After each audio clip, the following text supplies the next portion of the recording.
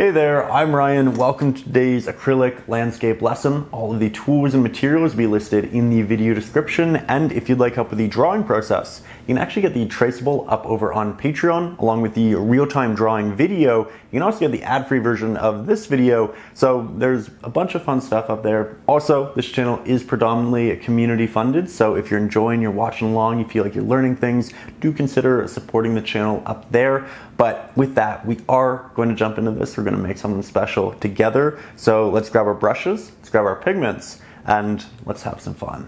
So we're going to begin here with a 1-inch flat-headed brush. Then we'll dip the bottom third of it into a little bit of water. This is going to help condense our bristles for a really nice sharp application, but it'll also help keep our paint wet for a little bit longer. With that, we are going to work on this piece right here. We're going to turn it into a winter scene, and we're going to start in the sky. Now I want two different colors for the sky, one for the bottom, one for the top. The bottom is going to be this really nice warm orangey yellow. So I have a lot of titanium white, cad red, a little bit of cad yellow deep hue. And if it gets too saturated, we can add some Naples yellow into that, but I don't think it's necessarily necessary. So we'll mix that up, and I think that's a beautiful color for the start. Then we'll head on over to the left-hand side of our palette, and we'll mix up a blue mix. So a lot of cerulean blue in this, a little bit of our cad red. Now that they both have cad red, they'll blend better together. Grab some titanium white. We don't want it to be too saturated, and we don't want it to be too dark. And I think this is actually a beautiful first color. So let's mix up a bunch of both of these. Let's head into the canvas.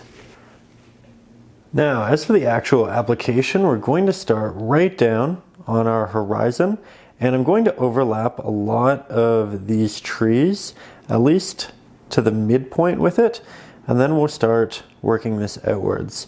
We can always go back and redraw our trees, and at the end of the day, you want a really nice thick base layer. So I'm covering this up, and I'm working it fairly high in the canvas. If you are also working with the traceable, you can see that I'm actually bringing it up to this top grid point. And we can kind of see our sketch a little bit through here, which will be nice for the redraw later. But once we have a good thick amount of pigment towards the bottom, and more of it on this top left than this bottom right, you can see how it kind of moves up like that because our sun will be right there, and that sun will slowly lose its light. We're going to grab some of our blue that we mixed up.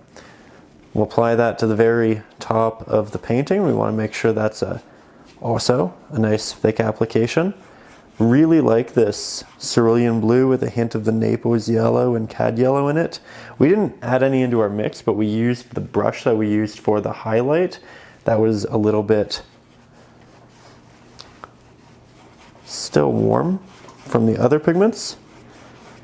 And again, once we apply the majority of this here, we can start blending one into the next. So we're going to make sure our brush is nice and damp, and then we'll begin. This is where we get some really unique colors. This is where we turn our painting into something much more complex and get these beautiful, almost green hues in between. This is something that's pretty synonymous with winter as a color.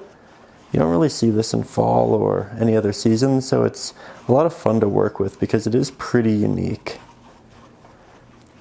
We'll elaborate on this area down here, making that much more interesting later on in the painting process, but for now I think I'll actually just mix up a bit more of that blue.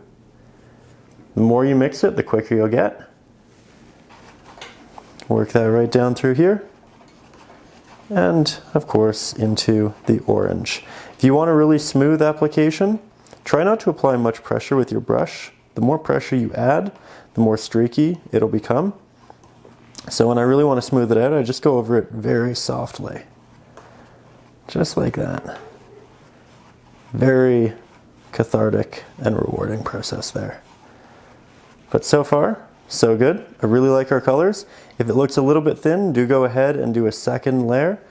But I think we're off to a really nice start in our sky. Now from here we can take those same colors, grab some of that orange, and I'm actually going to work that right into our reflection down here. We're going to have some water, we're going to have some ice. This is going to reflect that. So we want to start nice and warm.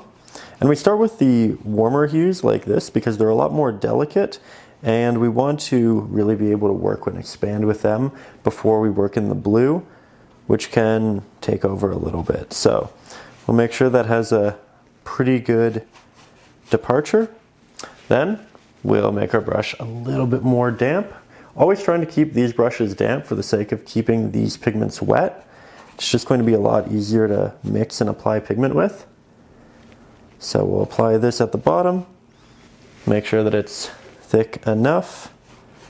Reflections are often a little bit darker than that which they are reflecting. So if this ends up being a little bit more blue, a little bit darker, it's really not a problem. And in fact, I might actually mix up a slightly darker blue mixture, more of that black in there.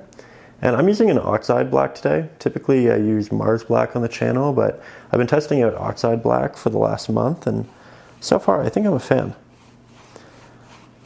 That said, you are more than welcome to use Mars black as well. There we go. Okay, again, we're going to make sure that these are nice and thick. If you do need to do a second layer, please go ahead, take that time. If you're not perfectly happy with it, do a second, third, fourth layer. The beauty of acrylics is if you don't love it, it's okay. You let it dry, you go back in 5 minutes later, and you do that second application. That said, it's a good start, and I think we're going to head back to our palette. All right, now we're going to look at our reference photo again, and as you can see right here, we have more light. That's really where the sun's emanating from, and we want to bring that idea into our winter scene. So I'm going to add a little bit more titanium white, cad yellow deep hue, and Naples yellow into this mix. Make it slightly brighter and a little bit more desaturated.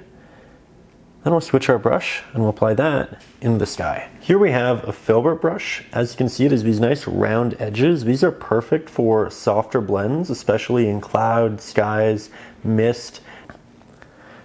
So I will make that brush a little bit damp, and I have to say, upon returning to this, I'm really happy. I think it's a good start. I think it's a unique color, and we're going to make it even better by heading to right where that sun is, or at least is going to be.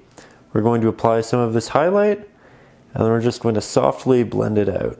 Now at this point, the majority of the pigment on my canvas is fully dry, so this is a wet and dry blend, which means we're not actually blending for the most part with the pigments that are currently on the canvas. We are applying a pigment over it, and then we're letting it run out along the edges, so it's more opaque in the middle, less opaque towards the edge, and that's going to give us a much more subtle blend. Let's go even brighter. We're going to do this a couple of times, and we'll just continue making sure this area right here is the brightest, like so. You can see how we let that run out as we get farther and farther away. So far so good. I'd also recommend taking steps away from your canvas. That way you get that wider perspective. I try not to mix with this brush too much because it isn't a big brush. It can't pick up a lot of paint, but when you're working in small areas like this, it's okay.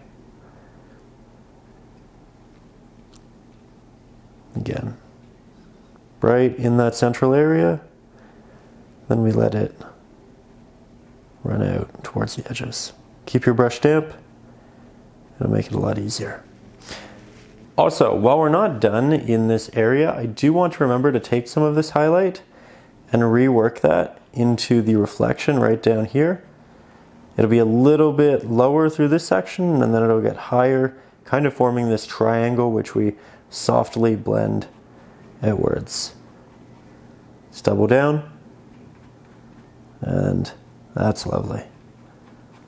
Okay, now we'll take a little bit of a break from our sky and work into this tree line right through here. For that, I actually want some of our cad red some of our oxide black, titanium white, and our cerulean blue. This is going to give us a really nice purpley color. And then when we throw yellow into it as well, we start to get something that looks a little bit more like this warm, rich brown. But it's a much more complex color than if you used a burnt umber or something akin to that. Now we want a good amount of it. We don't want it to be too saturated, so more Mars black and titanium white. Oh yeah. And then we'll make it into a brighter color by interjecting Naples yellow. You can see we have a gradient of colors now. We'll throw some of our cad yellow and titanium white into the other side. Now we have a good range of colors for our backing trees. Let's head to the canvas. Now we're going to start by taking our filbert brush and that really nice dark pigment. We're going to head over here and we're going to start working that up and out. Now this pigment is going to be a lot darker the farther away we get from the sun, and then as we move closer we're going to start working our way on our palette to the other side. We're also going to make an active effort to make sure this is nice and thick, so I'll go over it a couple of times. And as we move towards the left-hand side, we don't only make it brighter, we also make an active effort to make these protrude less. And I'll give you a better example of that in a minute, but as you can kind of see, this is taller over here and then it gets smaller through here, and then under the sun it almost just gets lost. Filbert brush can be a really nice brush for this. You can also use a smaller flat-headed brush, but already I like that. We have a little bit of a gradient. Now let's double down on the darker mix that we have over here. We've given it slightly more time to dry, so we can go back in, do a second layer. As we do that, we'll actually bring it up a little bit higher, like so. And then once we have our base in here, and we're pretty close to having our base, I think we'll add slightly more of our oxide black into the mix. Work that at the very bottom. We'll work this progressively more and more towards the actual sunset. And we'll also turn this into a reflection rather soon. So with that, we can just start dragging down. Remember, the reflections are going to be a little bit darker than that which they're reflecting. So the fact that this has more oxide black in it will make this area a little bit darker. The actual details won't be done with this brush. We're going to switch our brush before we do that, but I think we're off to a great start. Acrylic painting is very much about layering. It's very much about patience and slowly building foundational layers. And that's exactly what we're doing. Now we can do more taps to the top here. And I am starting to do these tapped rotational applications, and that's just to add a little bit of a randomized textural look into this. Again, it's not the final detail. We're going to be a bit more intentional and unique with these, but it's a good start. And again, a little bit more of that oxide black right towards this side. Have it dissipate as we move towards the center. Oh, a couple little honks in the background. It's kind of fun. Now from here, we're going to switch to a really tiny liner brush. This is fantastic for rendering intentional, minute details, and that's exactly what we're doing with the trees and the branches in the background. Just make sure it's nice and damp. So now what we're going to do is we're going to take some of that mid to lighter value, and then towards the back here, we're going to go over our trees and just make all of these tiny little protrusions which stick up and extend past our established tree line. And the idea here is that we're just painting individual little branches, or at least the idea of clusters of them, in the distance that stick up, crisscross, protrude, make more interesting shapes. We're also going in with a slightly brighter pigment than the actual trees that we just applied. And that's important because the tops of these are going to be brighter. They're going to catch more highlight because they are closer to the sun. And therefore they are going to a point, get lost in it. So we want these to get brighter as we move up. We're going to leave lots of little openings in between our trees, and we can also create these lines that kind of look like trees in the foreground of these clusters. Because it's a brighter value, it will stick out to a greater degree.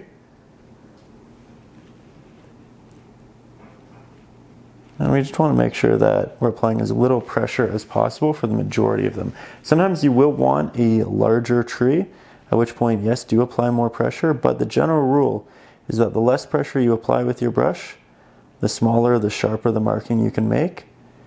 And this is an area where we do want to be pretty mindful of making sharp little applications. Now here again, creating more markings on the bottom, that way they protrude. You can't really see them over here because this is a much brighter area as a whole, and that's a good thing. It shows that our gradient was properly implemented. And this is something that I'm painting relatively quickly, but please feel more than welcome to take additional time and really make it special. Giving it as much time as I feel like I can, but I also want to make this lesson nice and digestible for you, so I don't want to spend too much time on any one subject. I want to give you all the information I can, and then try to teach you something new, you know? So far though, I really like it. Still in one of its early rough stages, but I see the potential. I know we're moving towards a good place, and that has me excited. I think that's important in painting, and keeping that final rendition in your head, especially through all the awkward paces, because you're going to have days where the painting just doesn't look great, where it's just not coming together the way you want it to. Not yet, at least. You just need to put in a little bit more time, a little bit more pigment, and you'll get there. Just have faith in yourself, have faith in the process, and we can bring it all together. Again, I'm making these much larger as we get closer to us. I'm starting to apply more pressure with my brush too, because the closer the tree is to us, the more perspective will make that tree look larger in relation to the others. So these trees aren't actually bigger than these, but they look bigger because they are closer to us. And we are just trying to make sure that they have lots of little protruding branches which crisscross and make for a nice, interesting painting. Again, it's pretty rough right now, and that's okay. We're getting there. Starting to build on all of the ideas that'll make this a good, special piece. Also, this is going to be a winter snowy piece. We're yet to paint any winter or snow, so keep that in mind. That's where a lot of the magic happens. Okay, I'm going to take a step back, make sure that it's looking good, and I think so.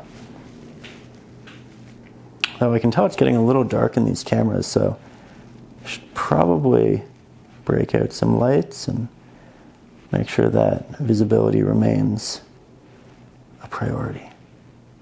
Here's a much closer look at how we expand these. Just how small these markings can be when you apply next to no pressure and you have a decent amount of water on your brush. You don't want too much water because then it will create larger markings because the water will kind of come out in these droplets. But there's a middle ground where you have just the right amount of water, just the right amount of paint, and you can make these really delicate extensions. Really like those. We want to make some of our trees taller for the sake of making it evolve naturally. So we can maybe do that through here. Don't need too many of these branches, and again we will white snow, and that'll be lovely. But it's a good start. We can also take more of that darker pigment that we have. And we can work that into the base. Just ensure that these areas are nice and thick. More horizontal markings towards the very bottom, and then they become more vertical as we work up. And we just want a good amount of diversity. It's also worth noting that we are really close to the canvas right now, so we're just going to see a lot of awkward markings. When you take a step back, I think this will look a lot better. And that's an important thing to consider. People don't look at your painting from 3 inches away, which is often how far we are from the canvas when we paint. They look at it from half a room away. So the goal isn't really to make it hyper detailed to the point where it looks good from 2 inches away. The goal is to make sure it looks good from the other side of the room, maybe 2 feet away. And we only do that through taking those steps back. And often that means doing less detail than we think and leaving some areas up close to look a little awkward. And that's okay. I actually really like it when paintings look a little more painterly. You can see the brush strokes, the canvas here and there. I love the medium we work with, and I just like to honor it when I can. You know? Okay, you know what? From a distance, I do think that is looking really nice. Now we're going to head down and try to mirror some of these trees in the water. The ones that are more definitive and intentional, we're going to start with those. So this one has some larger branches that we can build off of.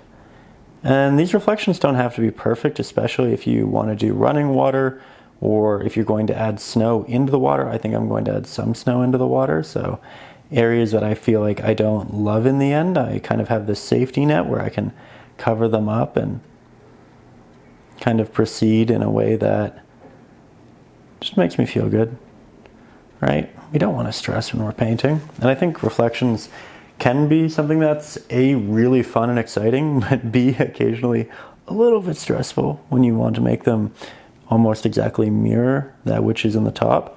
So we avoid that by finding different ways of playing with the reflection. And often that actually makes it much more real, right? Adding different things into the water to cover up areas or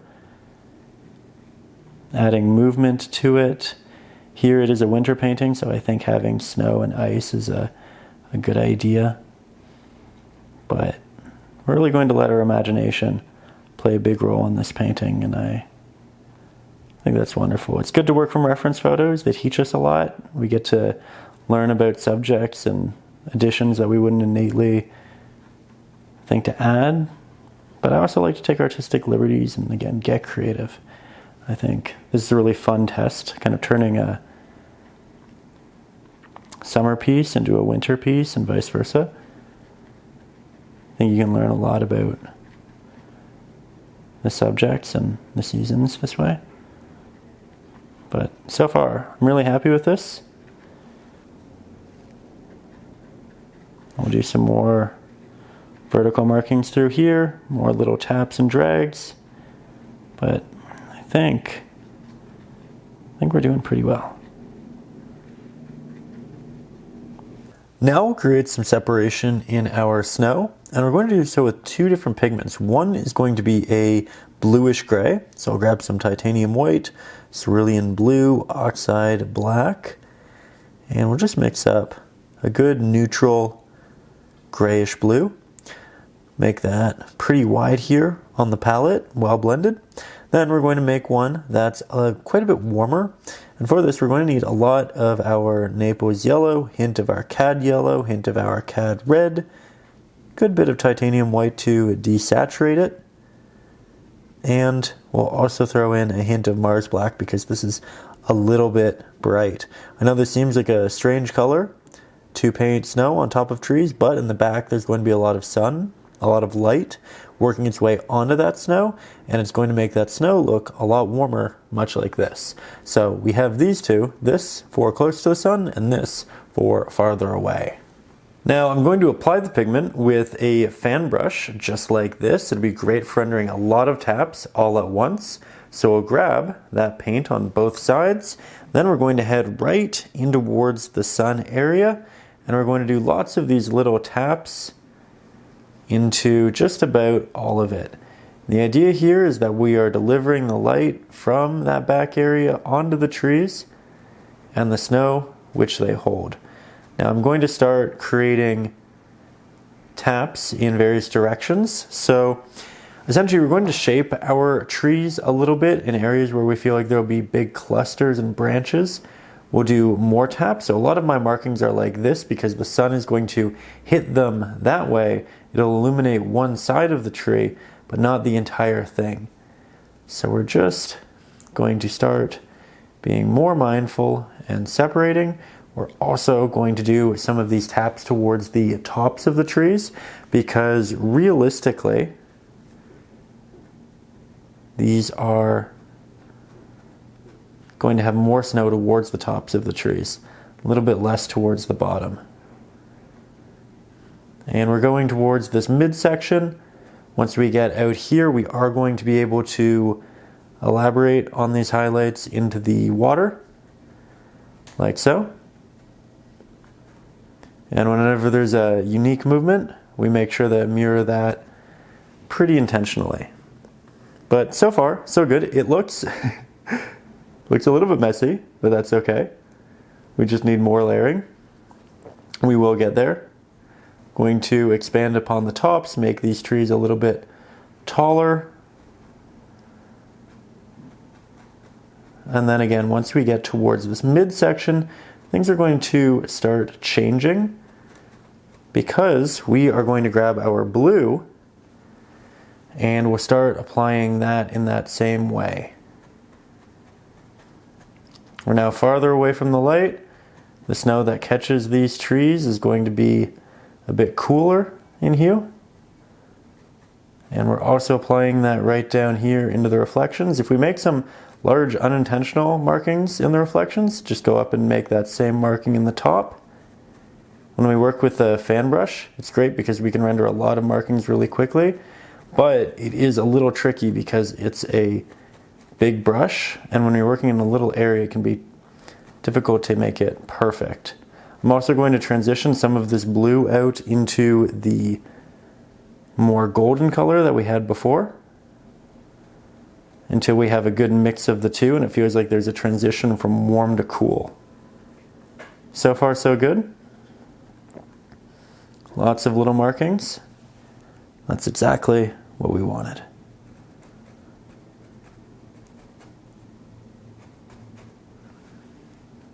We might start losing openings in the tree, but that's okay.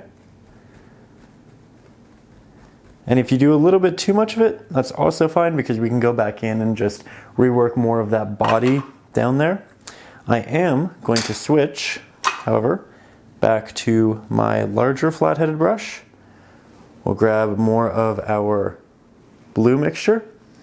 You can see me mix that here in real time. Sometimes we end up just taking our time and pigments do start to dry on the palette. That's okay. It's all part of the process. So we'll just re-blend that. Grab our fan brush and we'll jump back into this.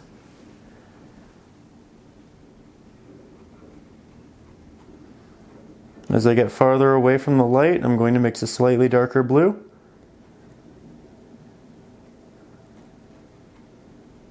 And we'll transition that into the darker, into the lighter. Just create those transitions. That way it's not yellow, light blue, dark blue. It kind of progressively evolves as it should.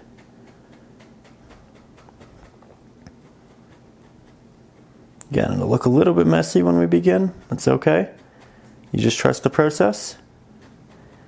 And in the end, you get something you really appreciate.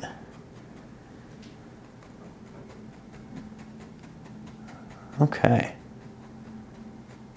Moving in the right direction. Now as we start to get really close to us, this brush is no longer what we need. So we're going to put that down. We're going to pick up the liner brush, this little guy right here. Oh. And we'll do some taps. Individual markings. Once we get this close, you can do little taps or you can do branches. You can put lots of snow kind of working its way on the larger branches, or you can do this. You can also do a combination. I don't want it to look too messy, and I think the combination of the line work with the darker markings and then the blue taps look really good together. We'll do those taps down here towards the bottom as well. Then we start bringing those in towards the middle. Again, there's going to be less in the middle because there just are going to be less branches down here. But it's still a part of it. And then we can also fix up areas throughout the back that were just a little bit too rough, a little bit without any definitive form. We can also take that blue and we can create a little line of snow separating our reflection from our land. And you can see it's a very imperfect line because it's meant to be. We also wanted to get smaller and smaller as you move into the distance, but this creates a good break point between land and water. We can also blend the top of it upwards just a little bit, and that makes it look like the edge is nice and lit and opaque, and then as it moves back, it moves into the shadow that's cast by the tree, so it should naturally get darker. So the bottom of the line, the most opaque, the most bright, the top progressively less opaque and softer. Now we can grab more of that blue and we can go back to just fixing up little areas throughout. It's a really small area, it's just a background area. By the end of the painting, you're not really going to look here much, but I am a big believer that the details matter. So we are putting in some real time into making this look pretty good. If you're also struggling with it looking like a proper reflection, try to put a couple really distinct markings in here. For instance, these two were quite notably lower than the rest, and then I got to mirror them right here and here, and now this feels like it's mirroring. This line and this line feel like they're mirroring. So distinct markings which kind of stand out a little bit on either side, and then on the other side afterwards, great way of just bringing it all together and making sure it feels really cohesive. Now here I'm just going in with a very light, fairly watery tap because I want it to be pretty non-opaque. I want some subtlety. We just have essentially some reflective bushes towards the bottom, covered in snow.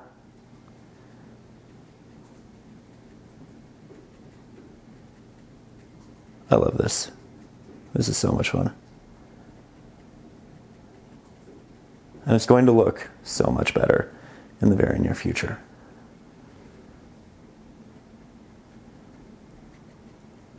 Okay, from here, again, we're doing well. Let's make it brighter blue. So I'm going back to the larger flat-headed brush. We're interjecting more titanium white into that mix, and that's really just about all we're doing with this next mix. We'll pick up that liner brush yet again. Make sure it's nice and damp so the bristles are good and condensed. And then we'll go back and we'll really accentuate the top highlights of these trees. So I'm not bringing this too far down. I'm also not doing too much of it, but the tops will have the brightest points, and we're going to make sure of that.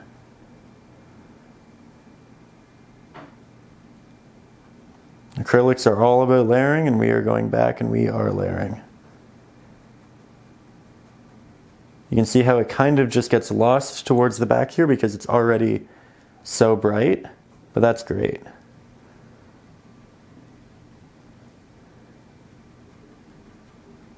Now let's do that at the bottom.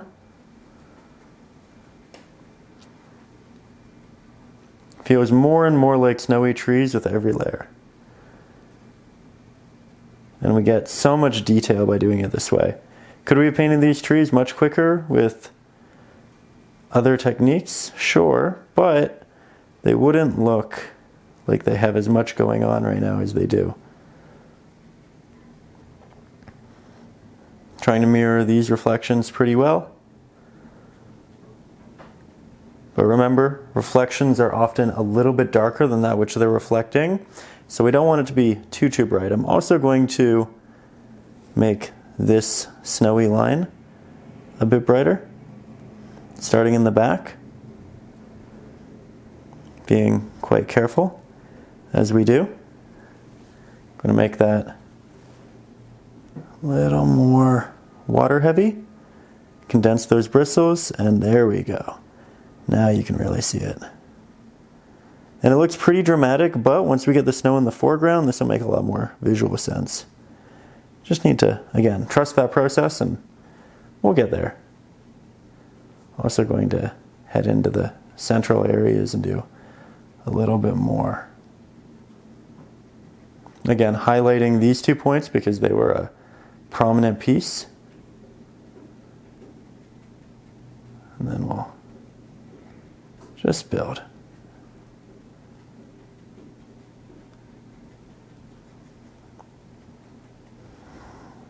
Okay, at this point, I think it's looking pretty good.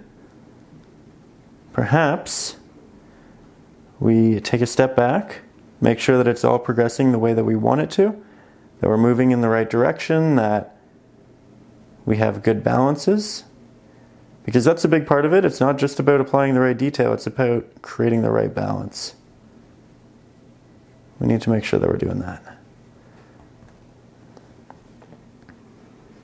You know what? I say that. One more layer of highlights, specifically close to the light. And I think at that point we can take our break. It's close. We're just not quite there. Right through here. Oh yeah. So much better. So much better.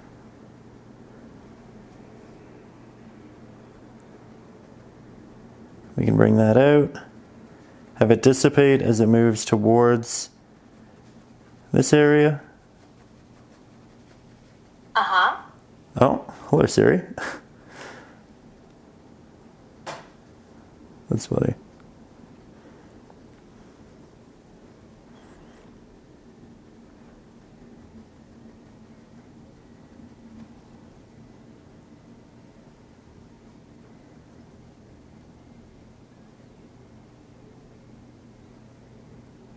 There we go.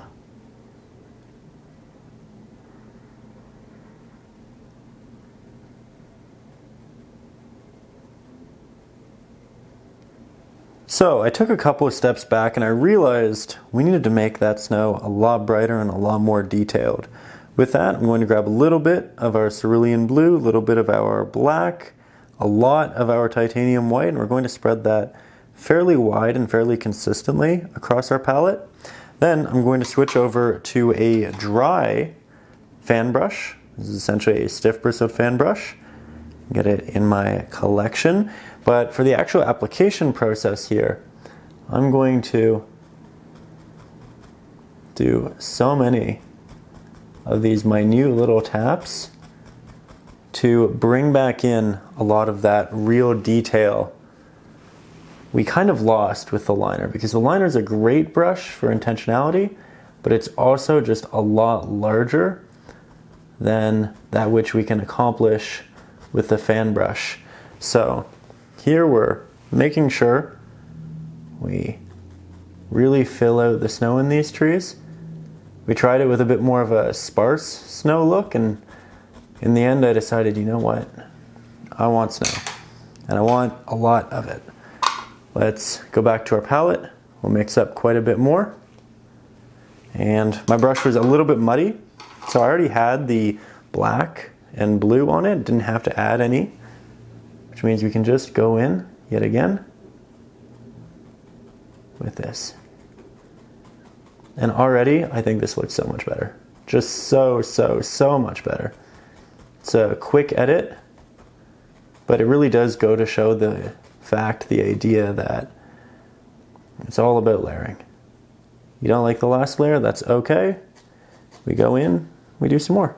And we do that until we're happy with our painting as a whole.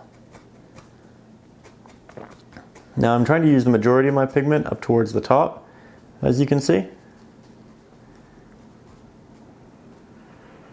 And as I run out, which is yet to happen, I'll start to move down and inwards. This area definitely needs a lot of that light snow. It's going to have so much light.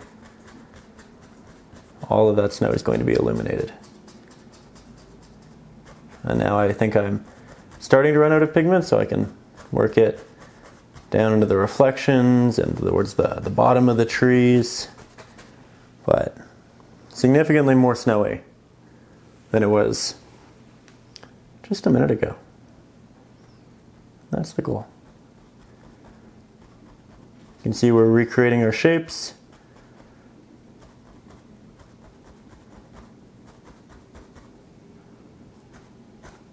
Created a little line up there, so I wanted to create it down there just to make sure that it made sense. That said, I'm not really focusing on the reflection right now too much, so I'm going to just make sure that I do bring it along.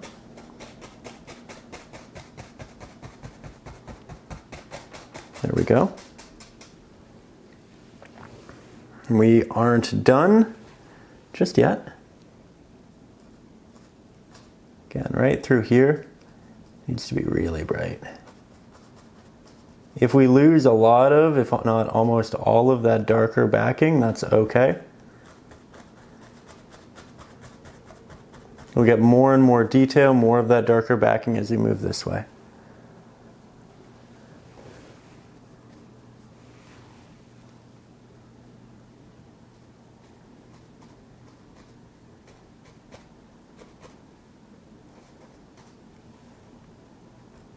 Good.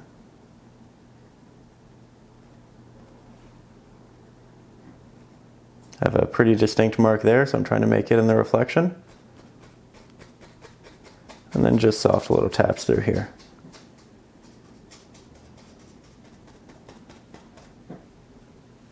If we want, we can be very intentional with the liner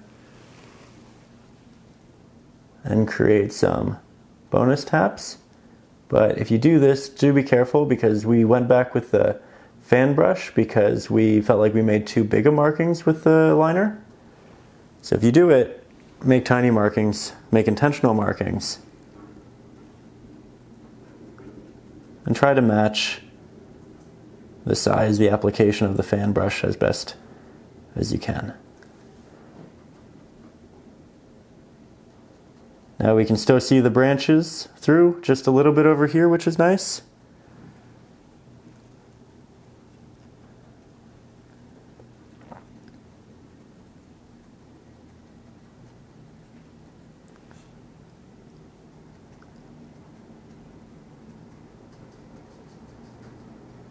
Very good. Okay, now we'll take quite a few steps back, and at this point I think from a distance It's starting to look good.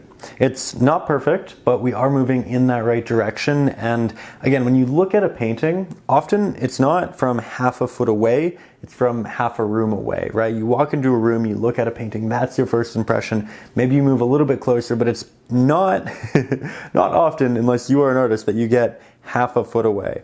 So we're really trying to optimize for a little bit farther. It means that the details might be a little bit messier close up, but that's okay.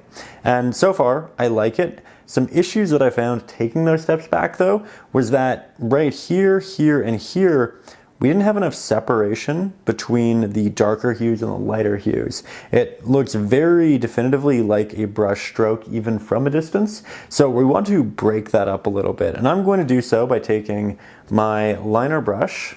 Here, I'll just try to put that in front for you. A little bit of our black, white, red, yellow, and blue. Again, we're trying to recreate something that's akin to a brown, and maybe a cooler brown. This should look a lot like our background, and with it we can just do some little taps with the liner, create some separations in these highlights. I still like the highlights here in general, but I want a little bit more separation and distinction in these markings. I think I also want to start breaking up just a couple of these markings. We can reintroduce branches that goes over some of our snowy areas, not all, but just reintroduce a little bit of form here and there, and that's going to go a long way to recreating something that feels really good. Just do hints of it towards here. So a lot of acrylics, a lot of painting snowy scenes is about going back and forth, especially when you can still see the initial subjects through it. And here we're interjecting just lots of these little, fairly linear markings. Sometimes they have a little bit of a lean to them. Sometimes they break off into other areas, and I kind of skip spots because they get lost in the snow to a point. There we go. But this should very quickly make it feel quite alive again, in a way that maybe we lost through a lot of blue applications. Again, it doesn't have to look perfect. We're going to go over all of this with something else in a very near step, but I'm just trying to make it look pretty good. And I think we're doing a decent job. Okay, now I let this fully dry, and I did that because I want to add a wash to it to make all of this fit a little bit more together. I want it to look a bit hazy, and I think that's a really nice feature in a lot of snowy pieces when the background does look kind of ambiguous. It's this thing where it doesn't have too much sharp detail, but if you look, you know it's behind it. So we're going to do so by taking a clean flat-headed brush, a little bit of that titanium white. We'll make it incredibly damp to the point where it is just like watercolor. I'm going to apply it in the background here, and then we're going to bravely work this out over the rest of our canvas. Now, as you can see, if you apply a lot of pressure, it'll create streaks, which can be fine down here on the bottom because that can actually give it a cool icy look. We don't really want that in the top area, so we're going to apply minimal amounts of pressure, but this is also going to be really nice for the top of the canvas because it'll desaturate it a little bit, which will make it look really nice with what we have in the bottom. I'm not applying too much of it right in this area because I still want that to be a bit darker, but I do think this is a good start. Like so. We'll grab a bit more. Again, up towards the top. You don't have to do this, but if you wanted to have that kind of dreamy, hazy look, this is a great way of going about it. You can also add a bit of a red if you want to make it more warm. I think something we will do is we'll grab a little bit of our Cad red, titanium white, a little bit of our Cad yellow. We're going to make this into an orange, but it's going to be a red heavy orange because we don't want to add a lot of yellow over blue, otherwise it'll turn into a green. And I'm going to mix up yet another pigment for this background. I'm going to work that up and out, and now that the whole canvas is wet, I can really move this around. You can see just how high it's getting. And we can kind of create this subtle cloud look by working this back and forth and intentionally, occasionally creating streaks. So you can see how I'm leaving some of the line work in there. It's just going to make it a bit more unique and interesting. We can also make this very watery and work it over some of our trees in the background.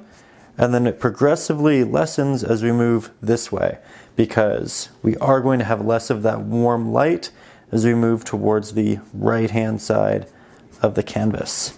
Again, this is all a pretty bold step, so if you haven't done glazes before, I'd recommend practicing on a different canvas first, but I do really like the look, and I think the painting already looks a lot better. Here we'll actually take some of that orange, we'll work it up into the top,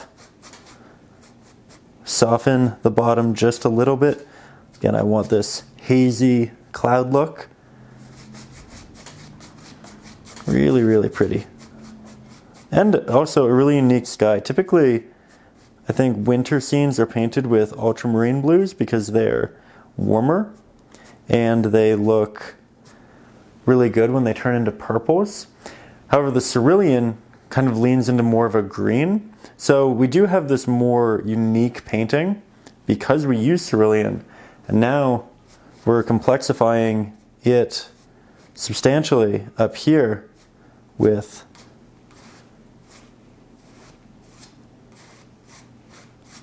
our washes as well. So pretty neat. Let's make the sun area brighter, so more titanium white, Cad yellow. Let's rework that into here. We'll continue brightening this section. Again, more titanium white, more Cad yellow.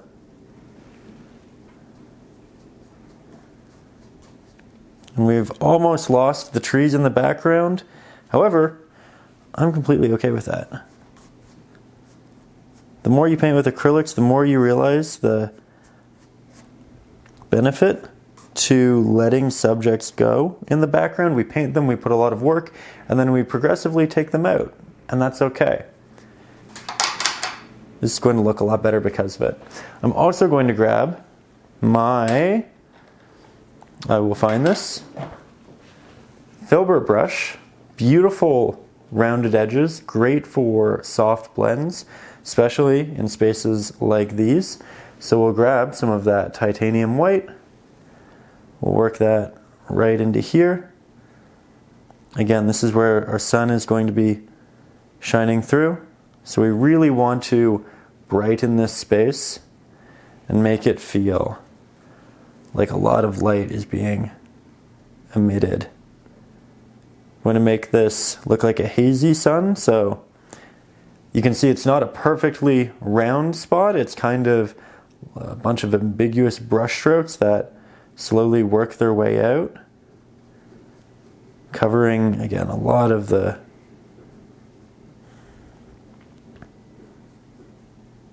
trees in the back, and then we can also softly create some additional clouds with the residual highlights on this brush. But we will make them nice and soft. Not too much pressure in any of these areas.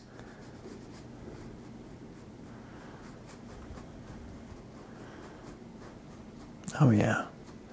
Once we get some big trees in here, it's going to look great. And if you want to reincorporate some of the detail into these trees, you can do so as well. You can also reinstigate shadow should you want to. Here I'm just moving around a little bit more of that paint.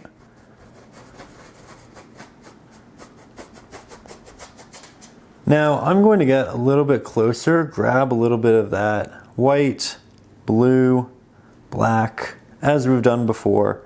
Remix up a nice grayish snow color, real highlight, something nice and bright. You can see I'm mixing with a liner, not something I typically do, but when we only need a tiny bit of paint, it's not bad.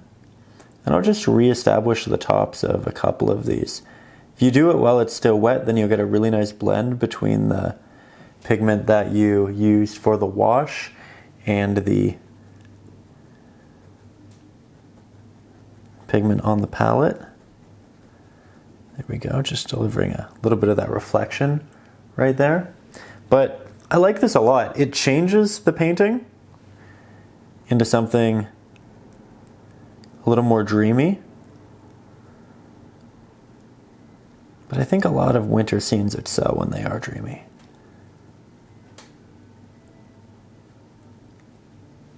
Love that. Of course, you can go back in and retap in as many highlights and whatnot as you'd like.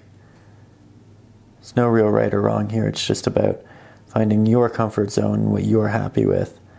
That said, I think I'm actually very, very pleased with how this turned out for the most part. We can always go back in and do little tweaks, and you can see that I'm doing exactly that. But I think it's a strong showing.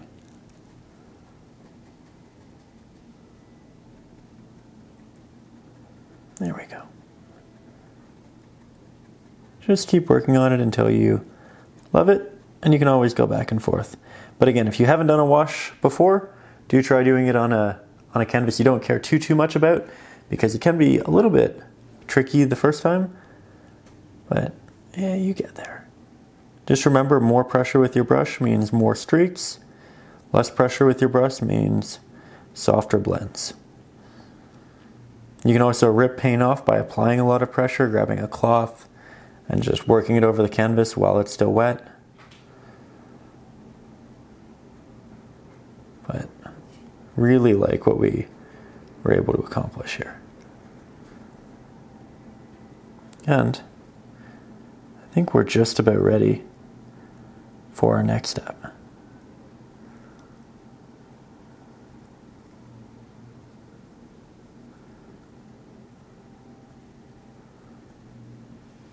Now we're going to start working on a pigment for our snow in the foreground, and that means grabbing quite a bit of our cerulean blue, a little bit of our cad red to warm it up just a bit, our black, and our white.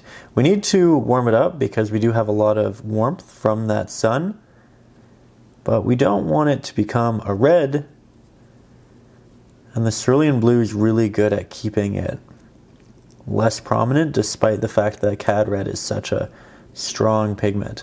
So let's mix up a good amount of this. We want to keep it relatively dark for the first application, and we also want to mix up another brown for our open areas of ground, for our pathway. So with that, we do need our red, we need our yellow, we need our blue, all of which combine with the black and the white does render that really nice warm brown that we had before.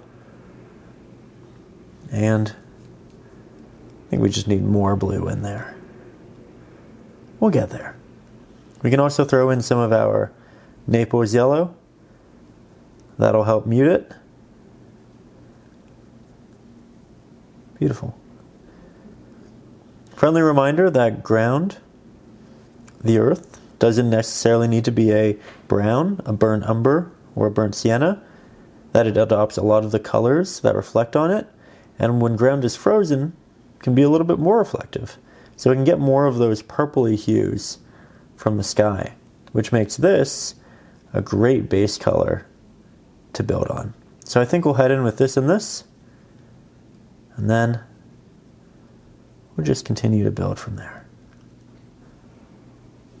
I said that and then I added a lot of red. So let's rebalance that. More blue. More Naples yellow.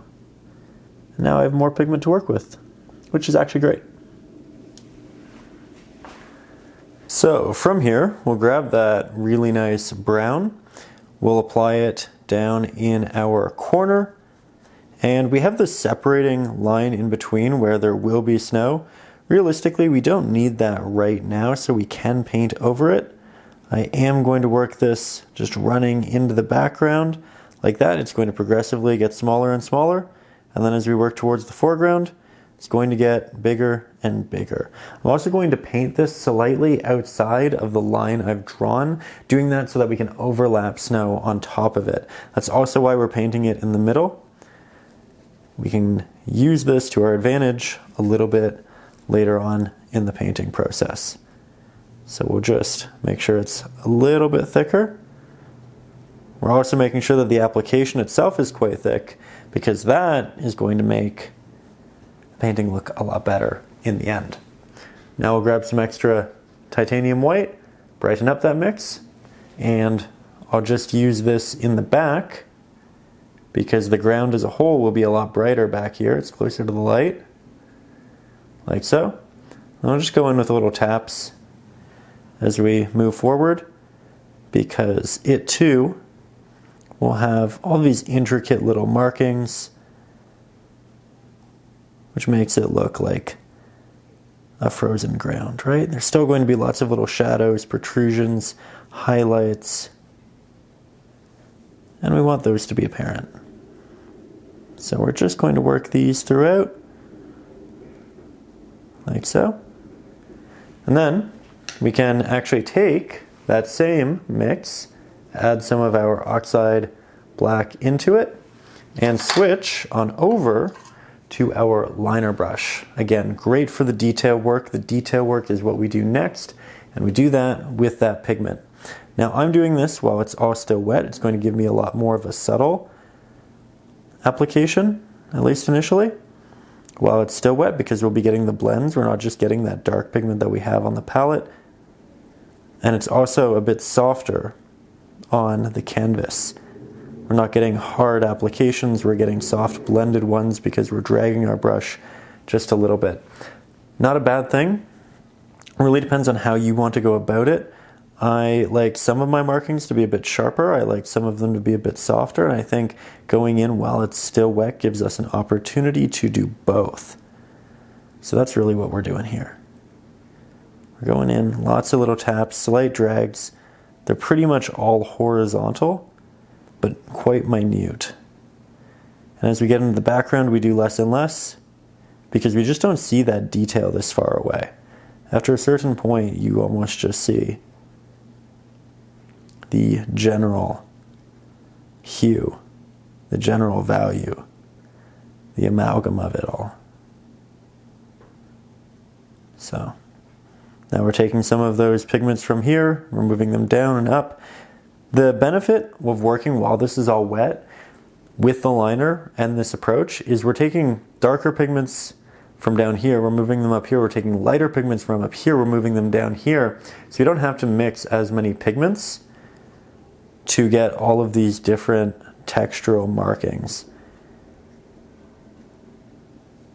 And I'm just going to keep going back and forth until I get something that feels textured and unique.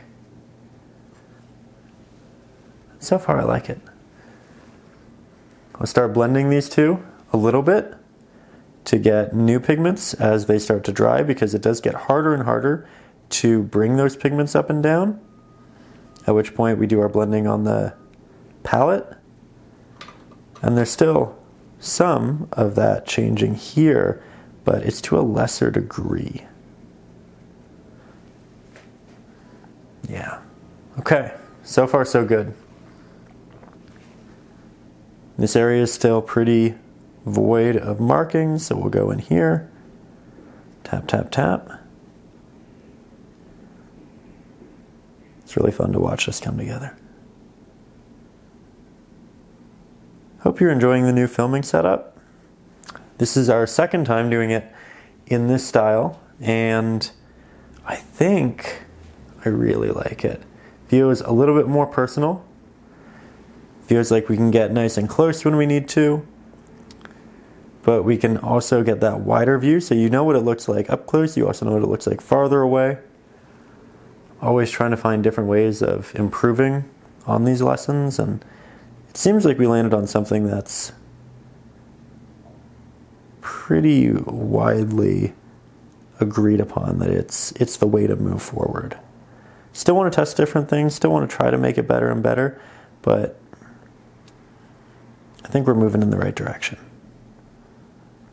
Now here I'm going in and doing little taps with a highlight. We were going in with a darker pigment for a while. Now we're going in with a lighter pigment. And the smaller the markings you can make here, the better. So don't apply a lot of pressure and try to jump around a good bit. But do try to keep this bottom area a little bit more saturated and a little bit darker. This top area a little bit brighter. We might be at the point where there's just slightly too much wet paint on here to really do a lot of changes. So I'm going to let this dry fully, and then we're going to jump back into it with some additional detail and continue bringing it to life. So admittedly, we didn't get to using that before it dried, but we are going to double down on our darker mixture, make something a little bit darker than that which we had, going in with the Naples yellow, the black, the red. This is going to be for the shadows in the ground. And I want a good amount of it. I want to blend it out fairly wide on the palette because I want to use the fan brush to apply it. And that means we need a fairly consistent application. This looks great. We can also create a highlight as well. So I'll just grab some titanium white, Naples yellow, a little bit of our red, a little bit of our cad yellow, and more titanium white. And I think this will actually look really nice because it makes the ground look cool, but like it still has a light on it. So we'll go in with this, and maybe we'll get to this one. We'll see what happens. So here we'll grab that darker mix with our fan brush. It is clean, it is dry, and we want it dry because we want those bristles to stick together well. And then I'm just going to tap in horizontally some of these markings. I'm not looking for a lot of them, so I'm not putting pigment on every bit of the fan brush, just the corners and edges here and there. And then I'm applying very lightly to press this in. I don't want a lot of this to stand out. This is really just a small, subtle detail, but one that I think can add quite a bit to the painting.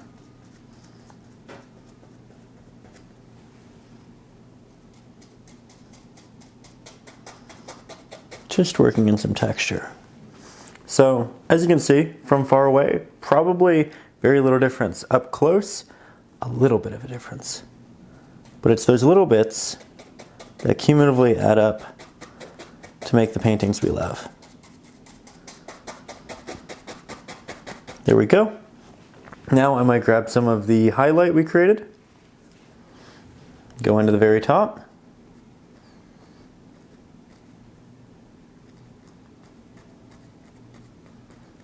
start to work that forward. Oh yeah, I love this. That's a great addition. You can see just how little areas are popping up, not pressing the entire brush in, not looking for an entire line of application. Just a little bit here and there.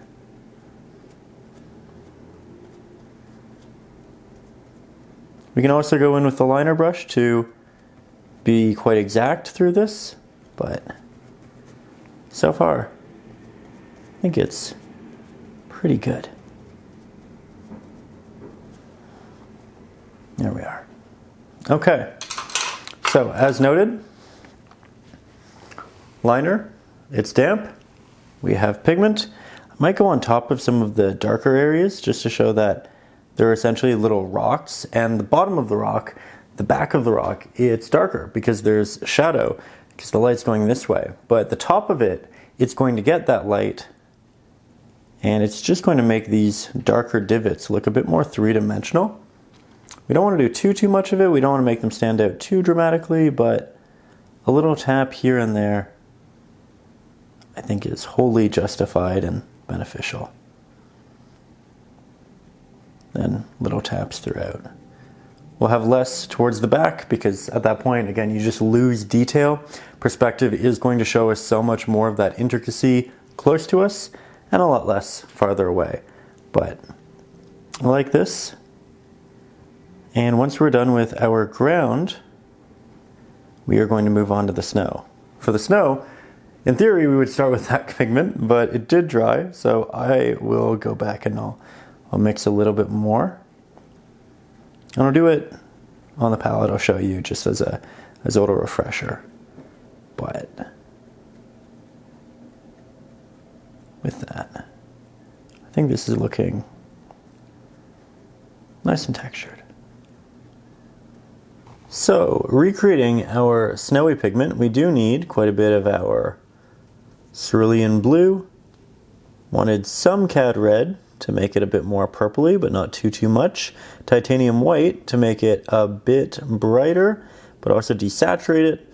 And the oxide black to further desaturate it. I think I actually prefer this pigment to the original one that we had. It is, as you can see, more desaturated. I think that makes it a great base. Let's go in with this. And let's really get started on that snow. Okay, so we have a lot of pigment on our palette. I'm going to start working in the areas that are a lot bigger just to get that excess pigment off, because realistically, I know I can't work with any real detail when the brush is this covered. So I'm just going to work in the areas that I know I don't need to be that detailed. That means covering the larger areas of open canvas, and then we'll go back in and we'll fix the edges after. So we'll make our brush a little bit damp, we'll get that excess pigment off, we'll grab more of this so we can go in with a much sharper application, and that's exactly what we'll do.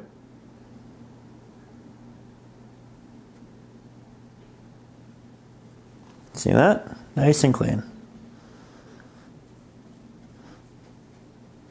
Now we don't actually want a perfectly round edge. We want some areas to protrude because there will be snow that just sticks out a little bit. And if you make it more uneven, as I'm doing here, it actually looks a bit more natural. We'll do the same over to this side.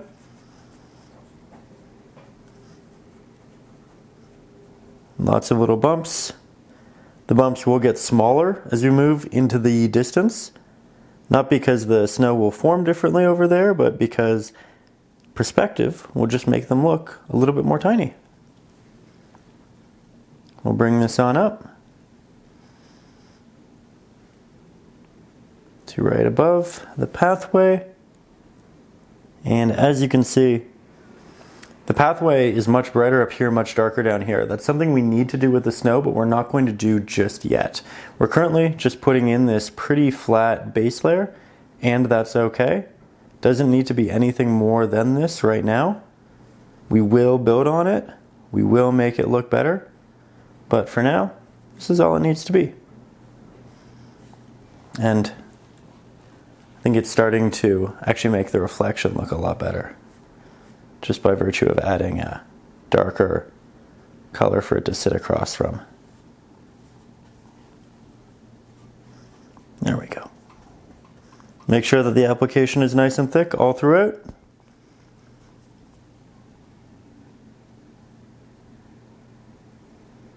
Going back, doing a couple of layers. Making sure that it's all well applied.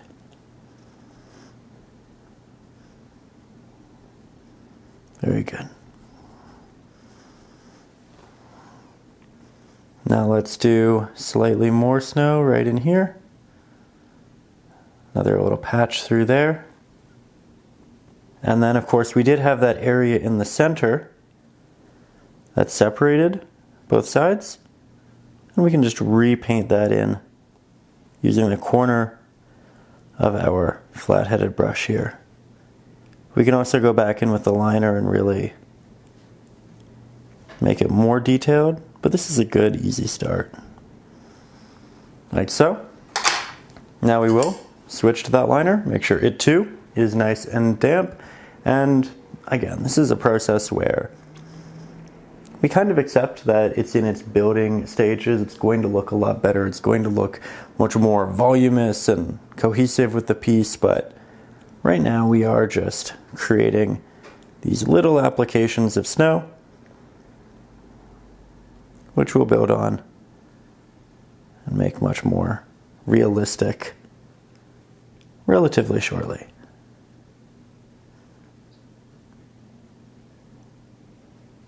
Can do little spots in the outskirts as well. There we go. I think that's fairly well balanced. And I think we're on to our next step. All right, so now what we're going to do, while we let this dry, we're going to head back to our palette, grab some extra titanium white, work that into our blue mix. We can also grab a hint of our Cad red, just make this a bit more pink heavy than it previously was. Then we can add a little bit more of our Cad yellow. Have to lead with the red because it needs to become pink before we add it. Otherwise we'll get something a bit more green. But this is great for the snow in the background, at least our first application of it. So I'm going to go to that farthest point. I'm going to tap this on top. Do a little drag forward. You can see how cohesive it actually looks with a lot of the dirt and the sand that we have. And then as we move forward, you can see it blends into the blue because the blue is still wet, and it progressively gets darker and more blue. And that's exactly what we want. We have this beautiful natural transition. I'm trying to have this come out towards the edges, as you can see, and then it gets a little bit darker towards the bottom. The area that comes down, we have that transition, gets a little bit softer. So the highlights are on the top, and then we have these little areas that fall down and divot. Similarly, on this side, the top of the snow is all going to have highlight, but then this inner portion, it's going to not be the top of the snow, it's going to be there that falls down. So we're always looking for the areas that are on the top that are receiving light. This is the top, this is an area that falls down. This right here, an area, falls down. Over here, falls down. So it doesn't receive the same amount of light as the top. So we apply this, as you can see, and there are little areas that protrude that might have a top area through here. But for the most part, we're keeping this bottom spot a little bit darker. We might keep this edge also slightly darker, not dramatically so, but it'll probably, the snow will come up, and then it'll have this flat area, and then it'll come back down on the other side. So we're trying to keep that in mind. I do want to keep this corner a little bit darker, just for the sake of creating a vignette, ensuring that the eye doesn't wander off of the painting by following highlight. There we go. That's nice and subtle. That's really what we're looking for in a lot of this. And then we can go back and double down on some of those highlights towards the back. Again, progressively let it get darker as we get closer to us.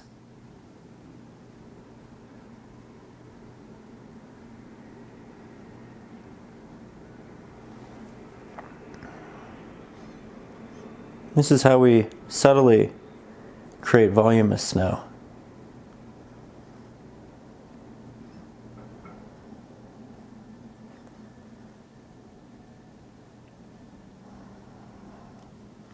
Now you can see that we haven't done the central area just yet. It's because it's quite tiny. We need a different brush. And I want to get this area in a good place first before we make that transition. Also, this area down here, if you end up adding a little bit too much highlight, we can switch back on over to our liner brush, just like this. We grab some of that darker pigment that we used before. We head on into that edge.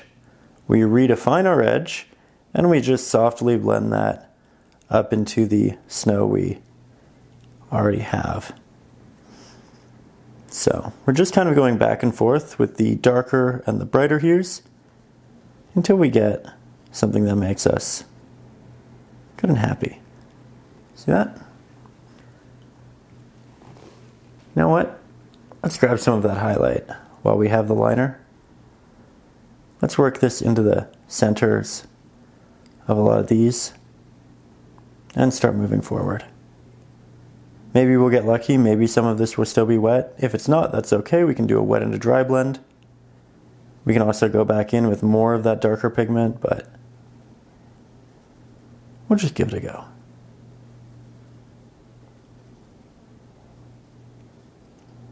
I'll also create this little tapping texture out into these areas as well. It'll just make it a bit more visually dynamic. Feel a little bit more real.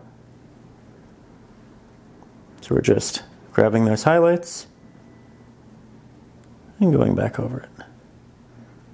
Now I might soften some of these edges now that it's had a little bit of time to dry, but not too much.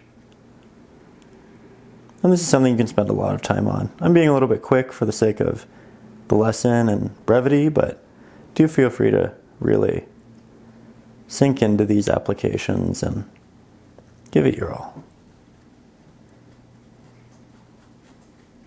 From there, we'll mix up a nice brighter version of that snowy pigment, which means more of our titanium white, hint more of our cad red, hint of our cad yellow, really trying to warm this up, especially towards the background, but we do need to be careful that we don't turn it into a green. So again, always more red in these mixes than yellow. More titanium white,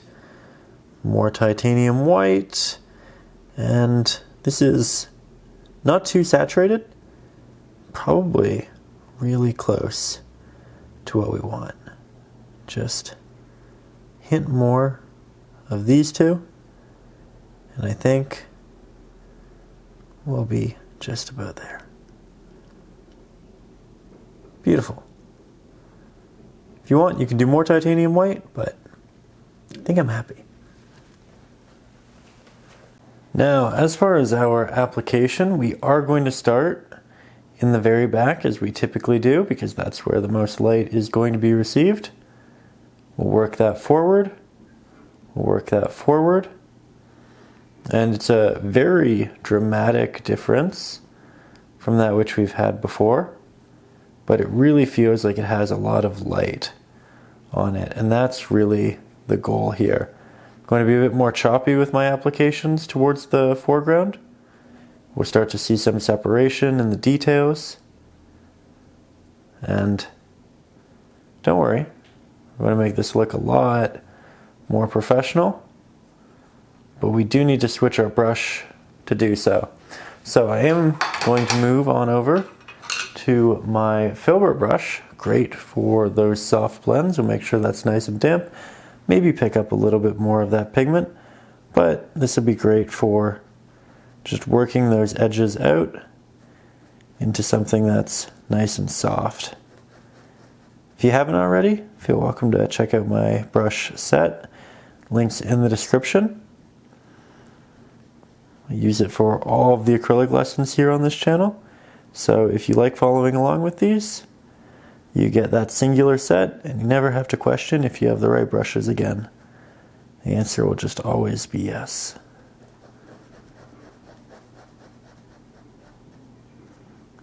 There we go. You can see how we're building a lot of volume by just softening those edges and building up the highlights towards the top.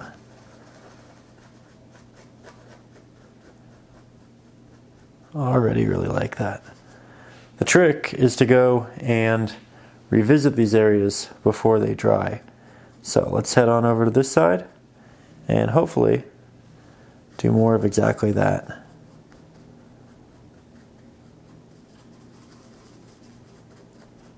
There we go. We can also switch this on over to our liner brush, grab more of it, and of course, head back into that separative area in the center, because that too will have snow, and that too will have highlight.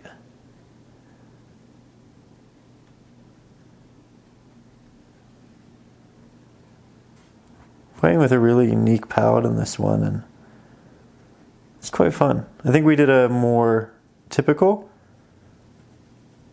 snowy scene last week, and this one we're getting very creative. Really stepping out of the box. I think we'll brighten up the back a little bit more.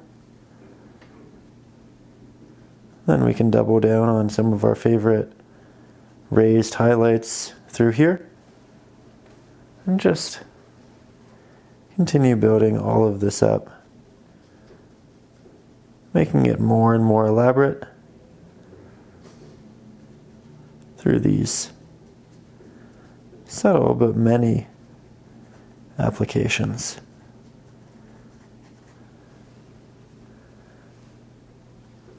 Going to make it pretty watery in the foreground right here, because we don't want it to be too opaque. We're getting farther and farther away from the light, so we want it to progressively get darker as you move down here, but we're not changing the mix.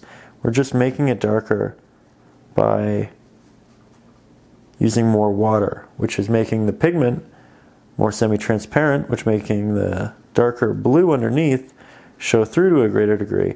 So the optical blend that's occurring is more dramatic than what we had up here, and therefore we do get these much darker, but still soft and nice snowy applications.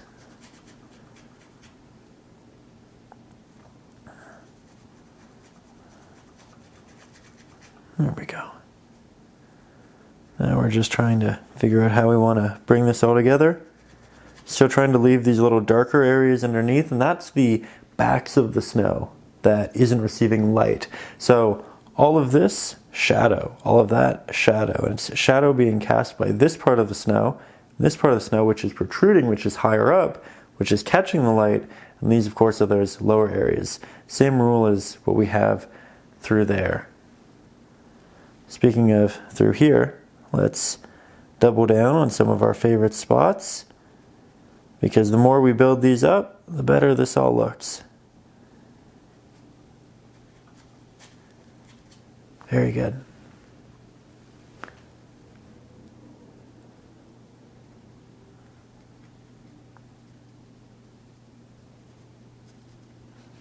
Very, very good. Can grab more titanium white, work that into our mix. Throw that in towards the back. And the goal is to eventually have the hues and the values of the snow in the back match that which we have in the trees. That way it kind of visually amalgamates. Looks nice and cohesive.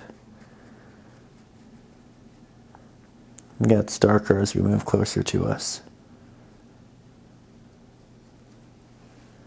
There we go.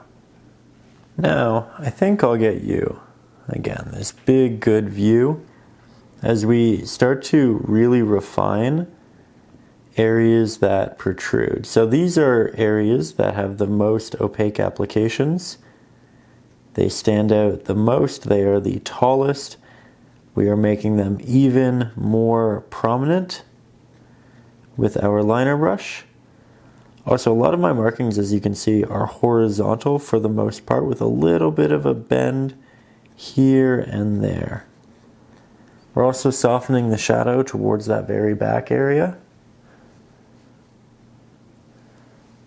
But this is one of those things where you just need to keep on making these applications, and eventually we'll build it up into what we want it to be.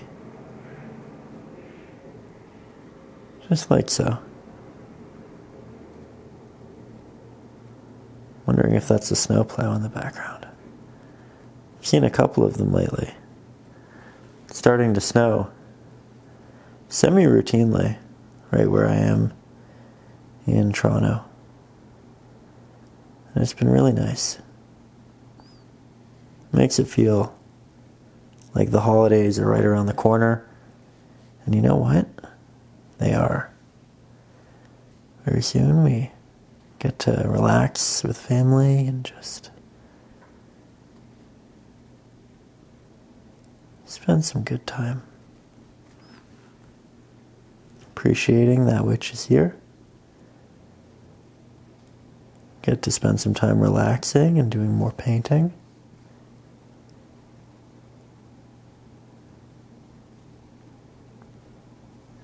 I really like how this is turning out.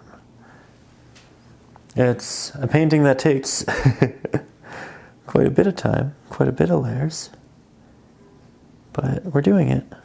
We're doing a good job. And see, I apply a little bit, and then I blend it out. I apply a little bit, and I blend it out.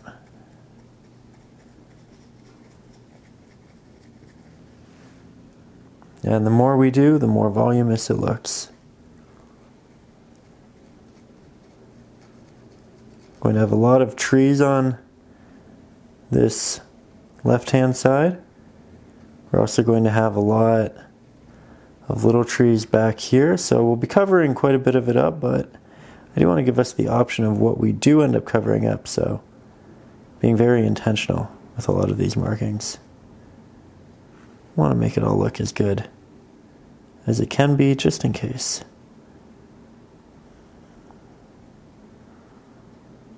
Okay, so it's actually the next night. We are going to finish the painting tonight.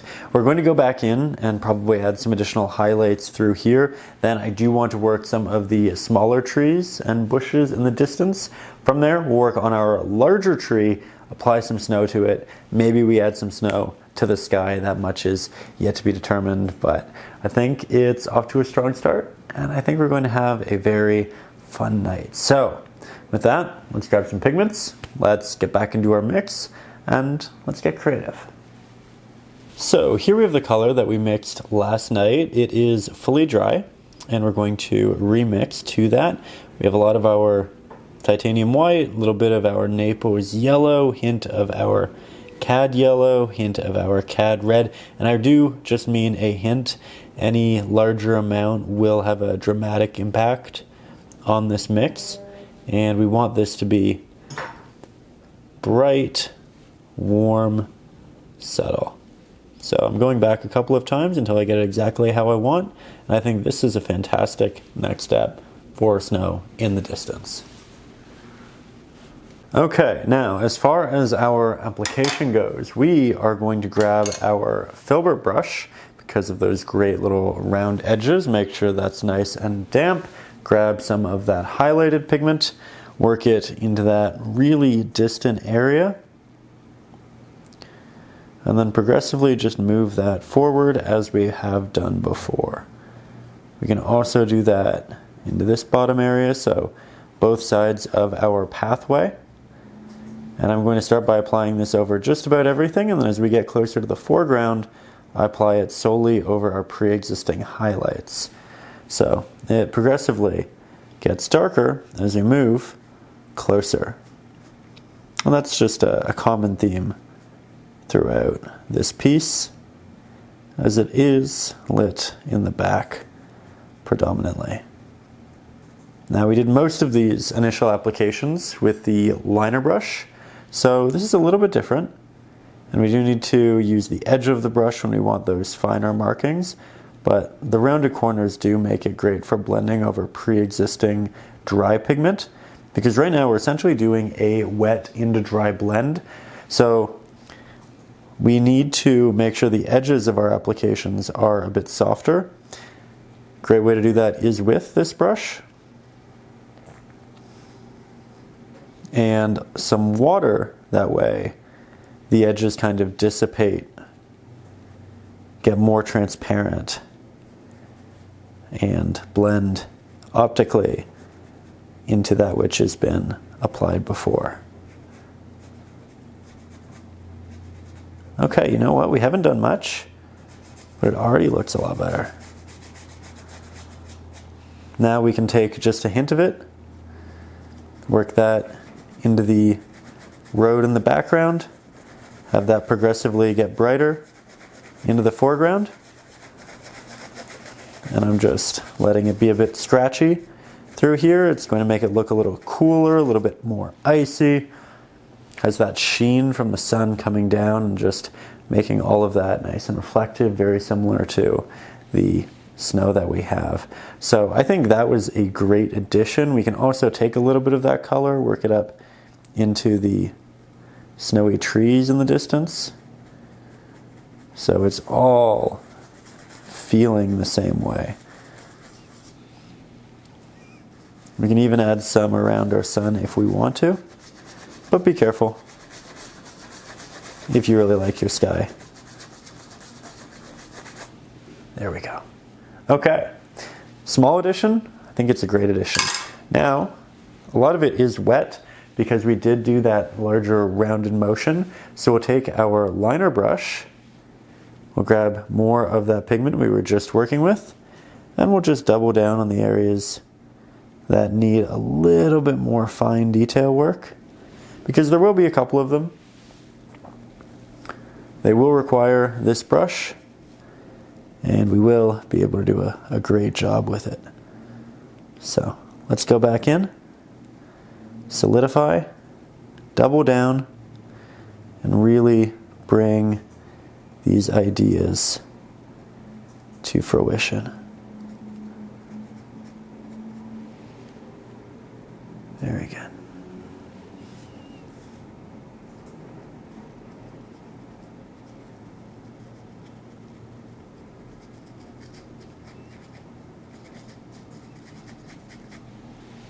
We also need to do a little bit towards the center, right in here. Clean these up. This is something you can see that I'm just continuously going back to and will continue to go back to until we love it. Take your time, enjoy the process, and just keep building. There we go. Couple little taps throughout.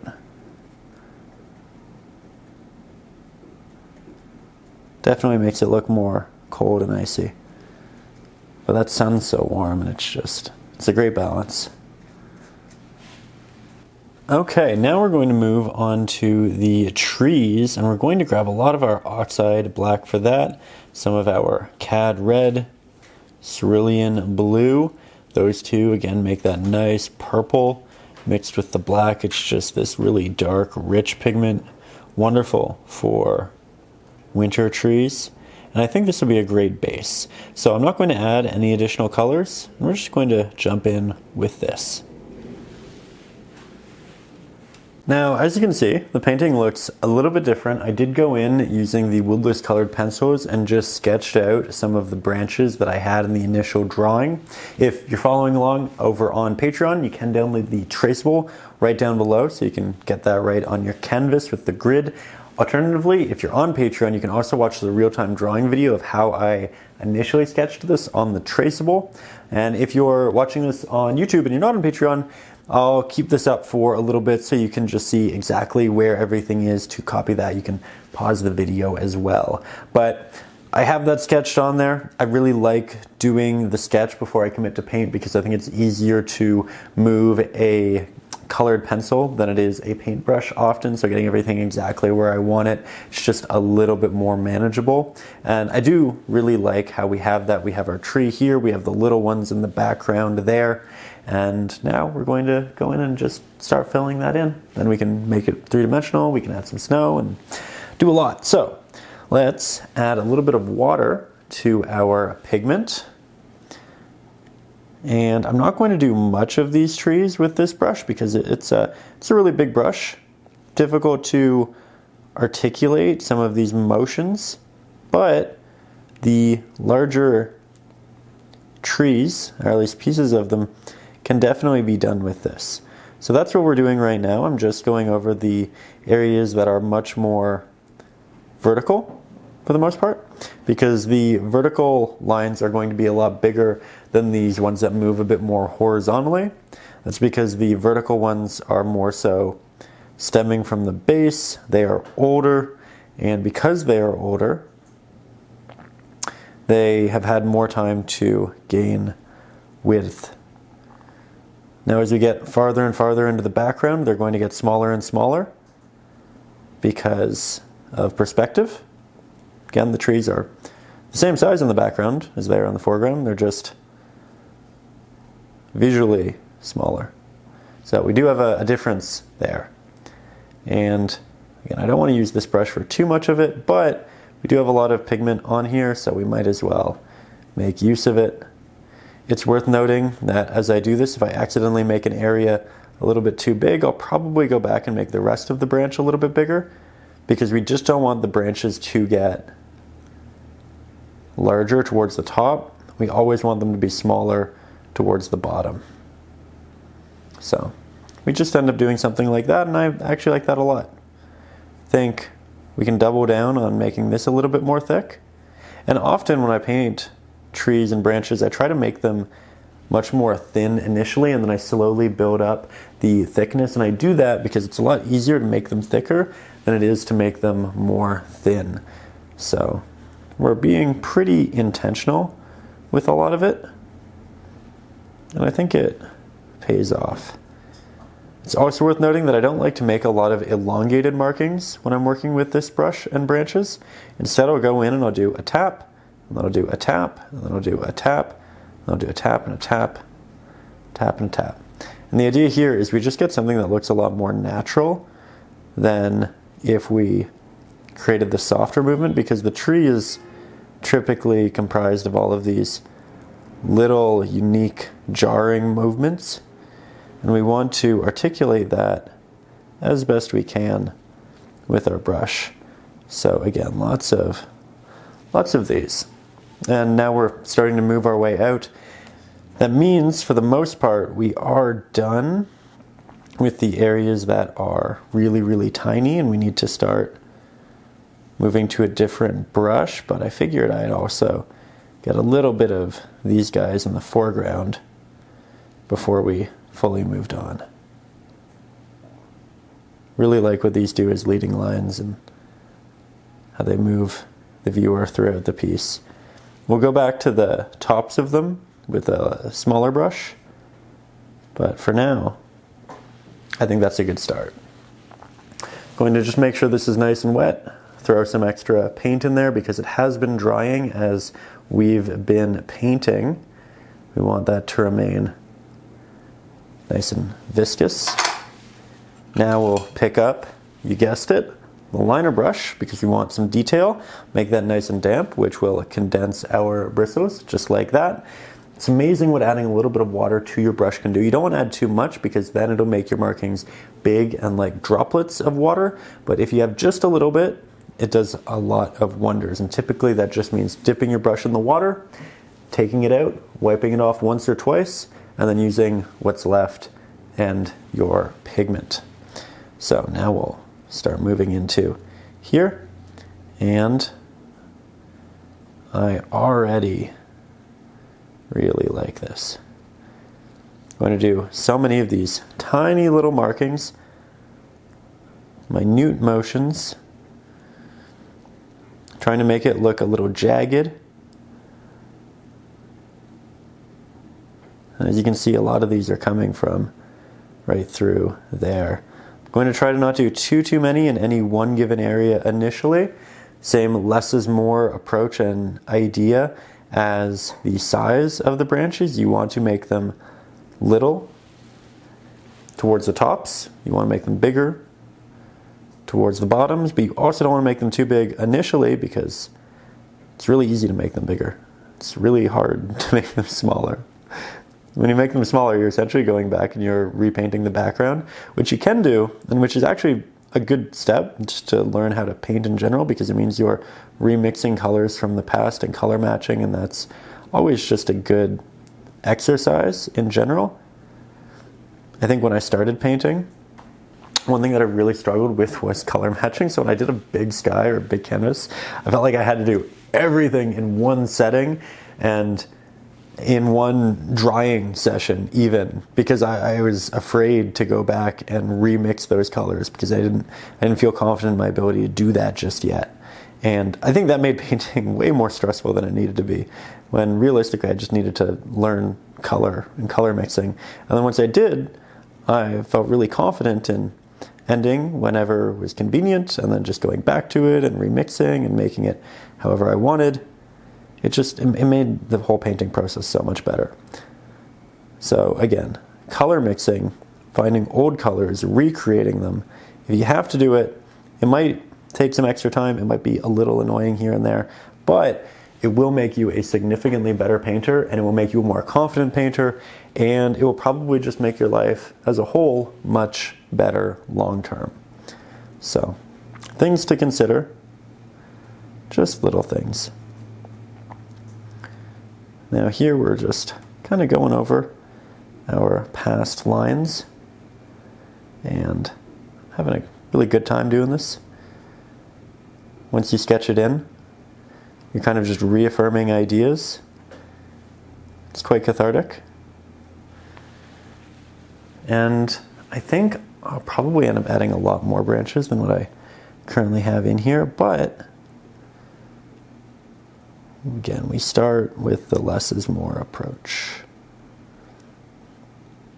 It's also worth noting the branches that are closer to us, I probably want them to be a little bit more opaque. And then as we get farther down, and therefore farther away, they can become more and more watery. And I'm going to do that so that they are less opaque. You get more of that orange showing through, and it makes it look like that light is kind of just wrapping around the subject. Gives it more depth in a really easy way.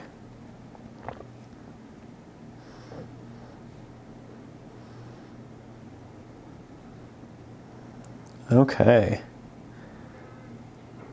We're doing really well here. As I get farther out, I might also let these just get less and less opaque, because the branches are getting smaller and smaller and you just don't see them when they're that tiny.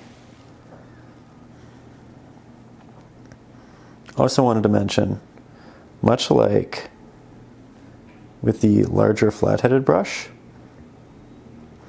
I'm not making elongated soft markings with this. I'm making lots of little disjointed drags, taps. That way you get that more organic stick look. There will be trees out there that do have more of a softer bend to them, but I typically like the ones with a little more personality. So that's what we're doing here. I'll also go over a couple of my favorites if I feel like they're just not thick enough. And I'll also take a couple of steps back from the canvas just to make sure that it's looking good. I can look in this little LCD monitor to see it from a real distance. And you can do something similar by just taking out your phone, holding it up to the painting and looking at it through the camera, because that will let you see it from essentially really far away. Right?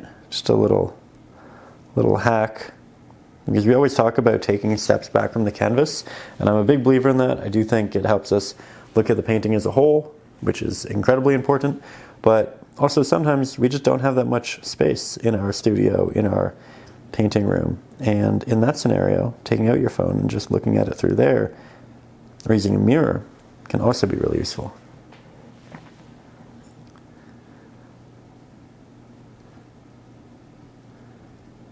Starting to create some unique offshoots. Oh, a little honk in the background. Oh, and a returned honk. Look at that. They're having a conversation. Well, that's fun. I live downtown Toronto, so there's lots of little honks and whatnot throughout the day, and I always find the interactions a little comical. Just saying hello, you know?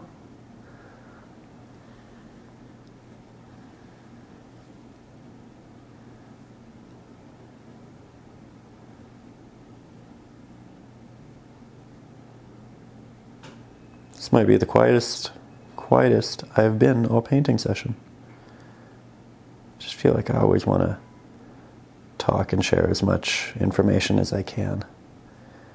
Try to include as much valuable information as I can. I feel like if you are willing to take the time and spend that here with me, I want to give you a good learning opportunity, you know?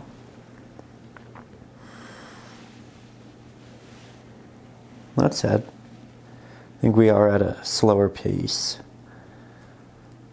in the painting. We're in an area that's fairly detail-oriented, but not intimidating.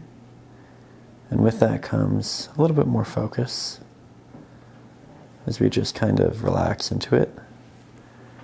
And I just wanted to note that I hope you're enjoying. I hope you're having fun. I hope you feel like you're learning something and that you're getting inspired to work on your own renditions as well. Really appreciate that you're here with me, that you are enthusiastic about classical mediums like paint, and that you want to be here and keep it alive with me. I think digital art can be a wonderful thing. I think photography is a wonderful thing. I think there are so many of these great mediums now today that aren't in the physical. But I think because there are so many, it makes me love this tangible medium so much more. It just feels so much more unique now, you know? Something to be cherished, loved, and kept special, involved, alive. There we go.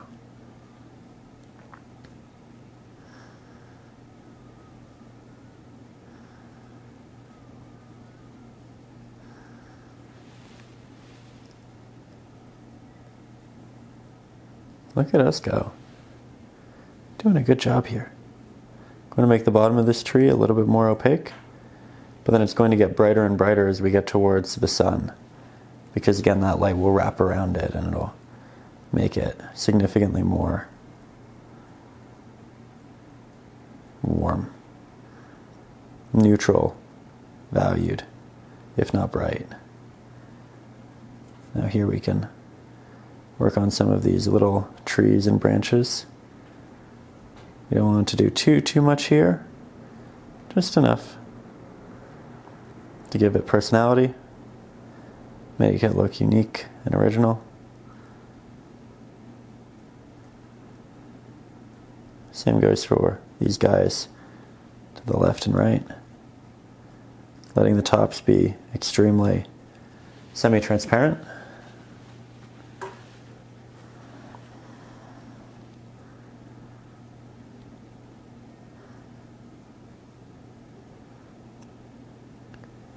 There we go.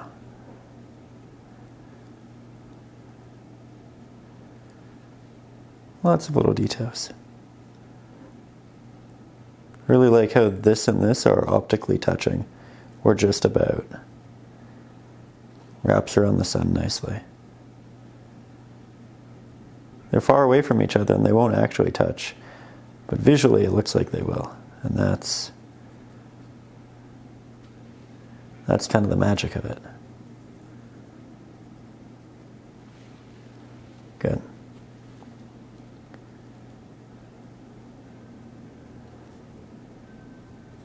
Going to make sure these two overlap just a little bit. Make that more dynamic, a little more ambiguous, a little more interesting.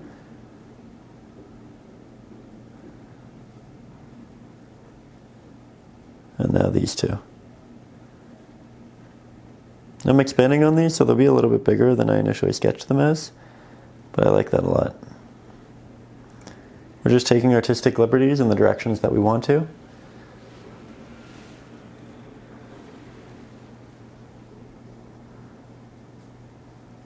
I think we can do more tiny little branches up through here. Lots of crisscrosses and minute markings.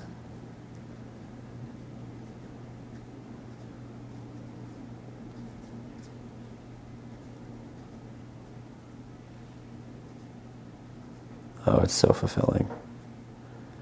Still have quite a bit to do, but it's really coming along and taking shape in a wonderful way.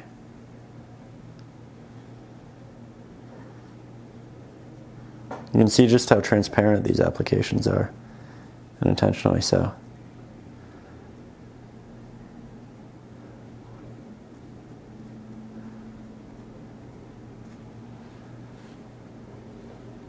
Friendly reminder that these can be quite dark as we are getting farther away. Doesn't have to be, but can be.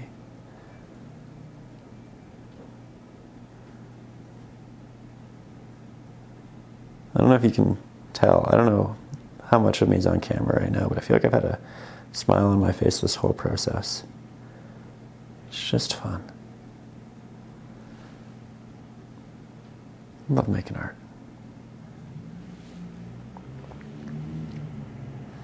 Okay, I think we'll also grab more of that same pigment. We've done a lot with this pigment.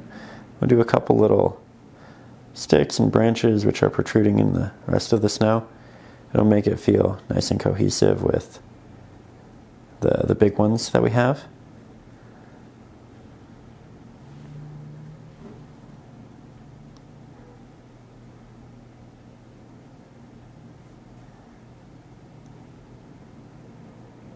There we are.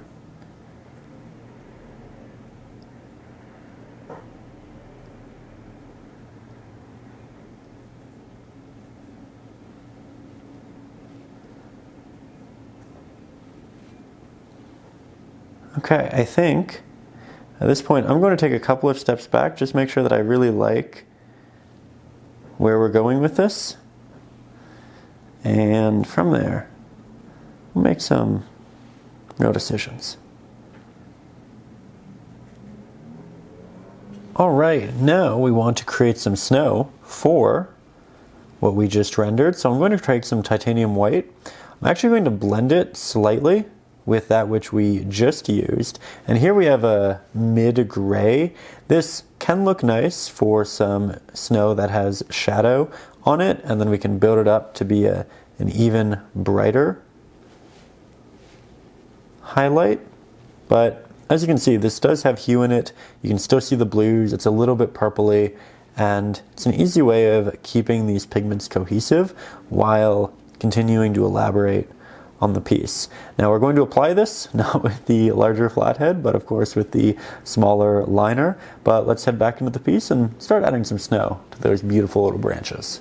All right, so our detail work continues, and we're just going to apply this to the tops, for the most part initially, of our fairly horizontal branches.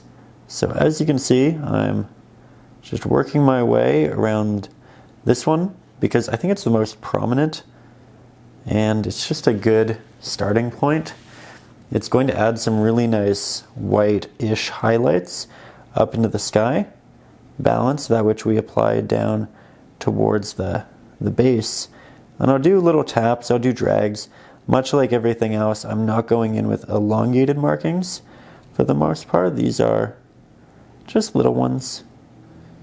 And I think they actually look really, really nice, especially when we get out to the smaller branches. What you really want to work on here, though, is not expanding your branches to be too big. It's really easy when you go over these lines twice to make them a lot larger than they are or need to be. So what we're really trying to do, what we're focusing on here, is going on top of our previous applications, but just the top half of that application. So I'm going over the darker marking, but I'm only going over the top half of it. And then I'm making an active effort to be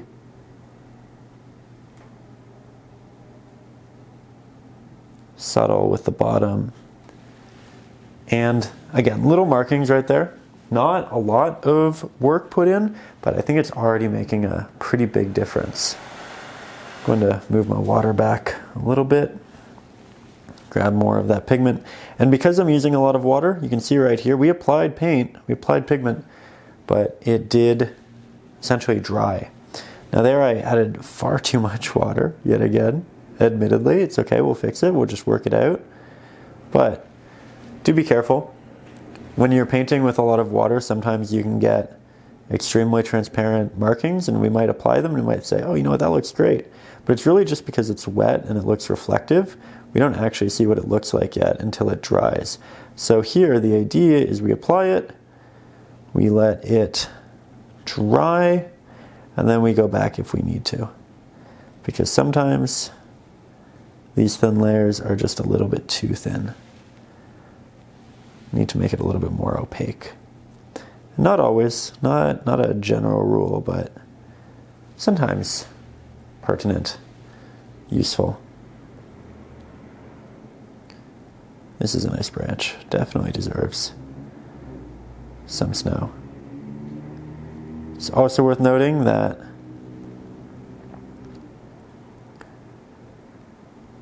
I'm not following the branches entirely. Sometimes they crisscross with each other, and at that point I don't apply it fully through. Sometimes I want that darker other branch to come in front, and that cuts off our vision of the snow on the branch in the back. So we are going to intentionally dodge some areas. Here you can see there's this vertical marking, so we have the choice of either applying this highlight and then going on top of it, or skipping a little area and continuing. Sometimes you should skip it, sometimes you should go over it. It all depends on how your branches intersect, which ones are closer and which ones are farther. This branch, quite big, which means it's close to us, which means that it's probably overlapping all of the ones in the background. So here you can see I'm adding snow in abundance, and I'm going over a lot of the other branches. This one's also pretty big. I think that's in the foreground. We're adding that snow.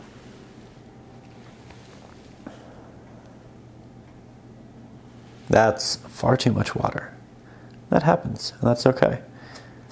When we're trying to make these small markings, we do need to add water, but if we add too much, we get those big droplets. That's not ideal. So you just kind of work with it until you get the right amount. And eventually it becomes intuitive, but sometimes we still make mistakes, and that's still okay. I think there's a lot of water in this area of the canvas. I don't want to overdo that. Maybe, you know what? Maybe we'll go down here for a little bit. We'll just add a little bit of snow to the tops of these.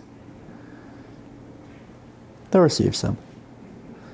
They're big enough to carry some snow. It'll make it look much more natural with the snow in the background too.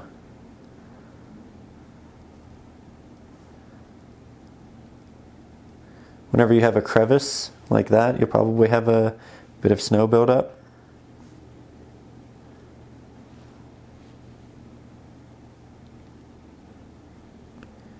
Have some of this running up here. Maybe a little bit on this side. Not too much. This is one of those things we can kind of just paint forever, and very happily so. I think I applied snow here. I think this is our second time in this area. So we're doubling down on the areas that we like. And then you can get a little bit quicker with it as you start to feel more comfortable. I'm kind of just working through a bunch of branches right now, because I'm in this place of knowing, okay, we're applying it to the top, we're applying this much pressure, I know I have this much pigment on my brush, and therefore I can just kind of zip through portions.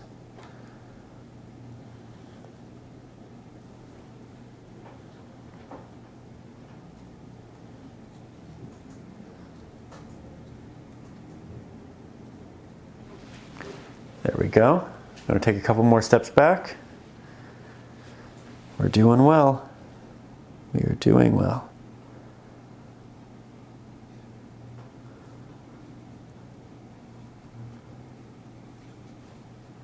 Lots of snow.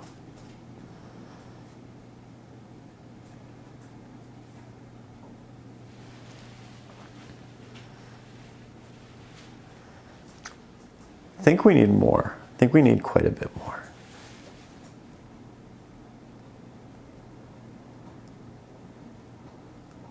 All that said, I hope you're doing well. Hope you're feeling the holiday spirit, feeling happy. Hope you have some fun holiday plans, be it big or small. Maybe it's rendering a snowy winter scene like this. I think this is something that definitely puts me in the holiday spirit. This Sunday night, I'm also going to a little, I guess you could call it like a Christmas market. Here in Toronto, we have something called the Distillery District, and you have this beautiful cobblestone road and a lot of unique shops and little restaurants. But I'm going to a couple of friends, and we're going to really just try to take in that holiday spirit. It's going to be unbelievably busy, but I think that's kind of part of the fun of it. You know, you get to see everybody else walking around and laughing and just kind of enjoying in the way that you are. I think inherently busyness is almost feels like the holidays. And if it wasn't busy, it wouldn't feel that way. So it's kind of one of those things where you're in the moment and you're saying, oh, it's so busy. But if it wasn't, you kind of miss it. It wouldn't feel the way it's supposed to. So in a weird way, I'm kind of excited for it. Probably get some hot chocolate. Maybe we get lucky, maybe it snows. I think we might come back here and make some Christmas cookies after. We've done that a couple of times, admittedly, this year already. We've had quite a few Christmas cookies. But you know what? I think we could have more. And to be honest, we have some in our freezer. So we're definitely having more.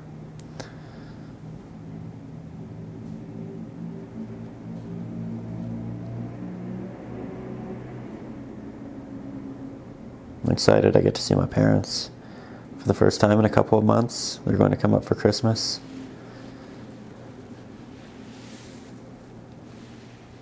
Mom and Dad, if you're watching this, I want you to know I love you. Thinking of you always.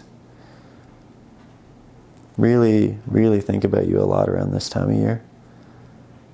You gave me so many great memories growing up. I'll always be so grateful.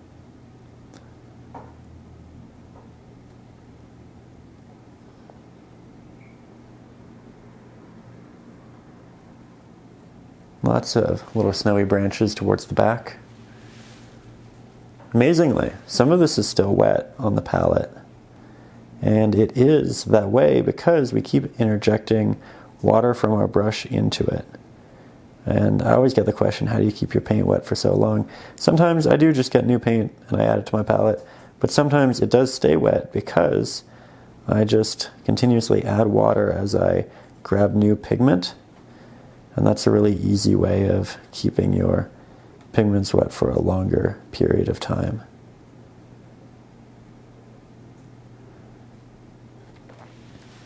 It's also worth noting that we've been painting for a while here. And I think starting to really capture that Christmas magic. It took a while. I don't know how long we've been painting for because I've been doing this over a couple of days' time. But you can see in the video however long it seems to be. And friendly reminder that sometimes these things do take time, and that's okay.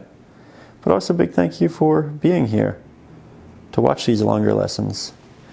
I know on YouTube, a lot of the shorter time lapses and speed paintings and paintings to piano music, they tend to do really, really well. And not too many people talk while they paint anymore. And I always really liked the conversational elements, the personal in this. And I really appreciate you being here for this kind of video, not just the speed paintings or the other ones. means a lot. Thank you. Thank you for being here. Again, I hope you're enjoying. I'd also like to say a really big thank you to everybody up over on Patreon. I talk about doing these in the elongated way that I do. I can only do that because of you. Thank you for making these videos happen. Thank you for supporting the channel directly up there. You quite literally make these videos happen. I just asked over on Patreon for people to submit questions for Q&A style videos. I want to start answering some questions at length, and I got a lot of really, really good questions. So I think initially it was going to be like a singular Q&A video, but now I think I might break some of those questions down into individual videos and do a deep dive into those topics, because there's some really, really great topics brought up. I want to say thank you to everybody who did submit ideas over on that post. I really look forward to recording those. I don't know that I'm going to get to it this week, because I need to finish another painting video for you for the next week, and you know, the holidays, they get pretty busy, but I do want to start recording those in the next 2 weeks and start putting them out. Again, big thank you to everybody who gave such great questions. I'm really looking forward to having those conversations and just talking art.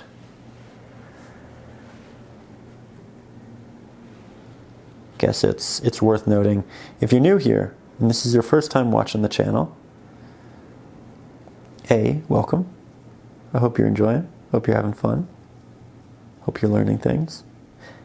B, if you'd also like things like the traceable, the reference, the real-time drawing video of me sketching the traceable, the ad-free version of this video, and future long lessons like this, as well as my ebooks, which includes Acrylics for Beginners, teaches you everything you need to know about the essentials of acrylic painting. I also have over 100 bonus lessons up there, ones that aren't here on YouTube, and some of them are really big. They're on big 24 by 36 inch canvases. Typically we break that down into 5, 6, 7, 8 part series, just because they take quite a while at that size. But if you're interested in any of that, or just supporting the show, then there's a link to Patreon in the description. I always appreciate the support. Don't feel like you have to. No requirement there. But if you're interested in that stuff, then do consider checking it out. I always appreciate it. And I think there's a lot of great resources up there to help you along your painting journey. Okay, I think this is just about dry, and that's actually great because I'm just about done applying this pigment on these branches. So at this point, I think maybe we head back to the palette, we do another mix, and then we go from there. I'm just kind of using the remainder of the pigment, doing my best to make these look as icy and whimsical as I can. But we are very close to the next step, and I think it's looking really nice. We can also, by the way, if you have any extra pigment and you're finding you're doing a good job making really small markings, you can make extra little branches come off of the snow, and that can be a good look. Here I'm trying to be careful and not make this too big. This is a really important branch. I think this is the most visually noticeable branch. It's the one I'm putting the most effort into. Everything else is kind of crafted around it. And I'm just going back and trying to make sure that it's great. But I'm also trying to make sure that I don't make it too wide in my reapplications. It's a fun game. I think we're doing a good job. Okay, and with that, we are back to our palette, grabbing even more of that titanium white. We can mix that into our previous mix because we don't want it to be a pure titanium white, but we do want this to be a lot brighter than that which we've used before. We can also add a hint of our cadmium yellow, not too much, hint of our Naples yellow, just make it slightly warmer, a little bit of our cad red, and then I think I'll double down on the titanium white. But this would be a great warm highlight to add on top of the cool snow, really bring this to life.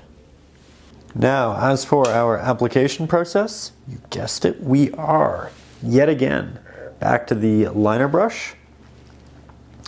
We are going to apply this highlight on top of our previous snow highlight, and already I think that makes a pretty noticeable variance.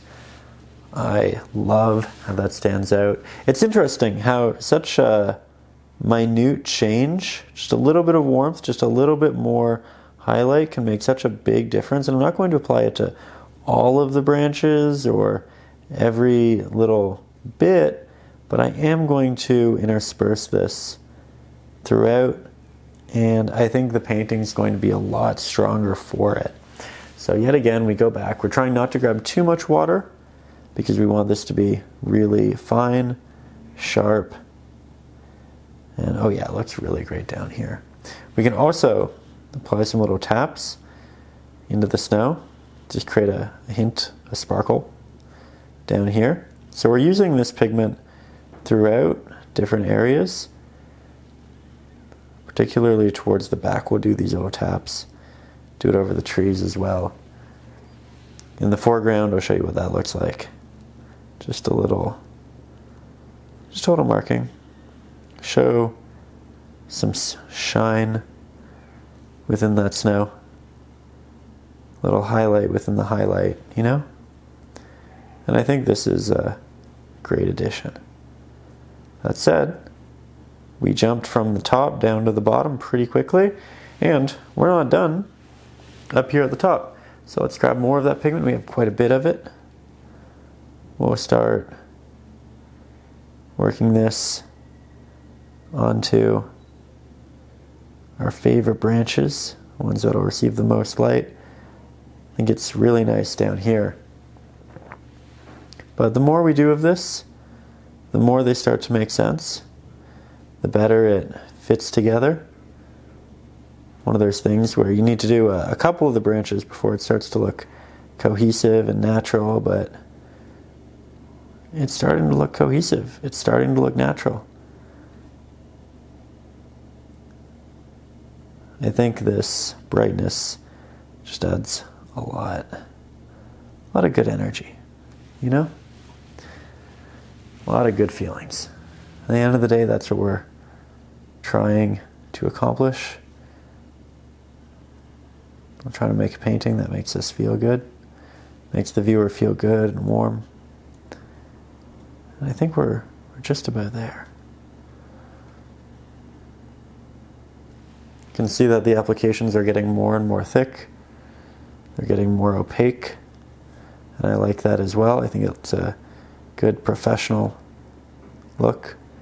When a lot of us start painting with acrylics, we tend to make really thin applications, and understandably so. We just buy all this new paint. We don't want it to go to waste. We want to use it in multiple paintings, but I think the more we paint, the more we realize a thick application, a notable application, is a professional looking application, and it's worth the extra pigment often. There are areas that should be thin, but that's typically when you want a subject to be semi-transparent, or something like mist or fog, a wash. But here, this is our highlight. This is what catches the viewer's eye. This is what creates such a wonderful piece. So we want to make sure that we're really giving this our all. Going back in, making it all special as we can make it. There we go. Love the little details. Just keep building them.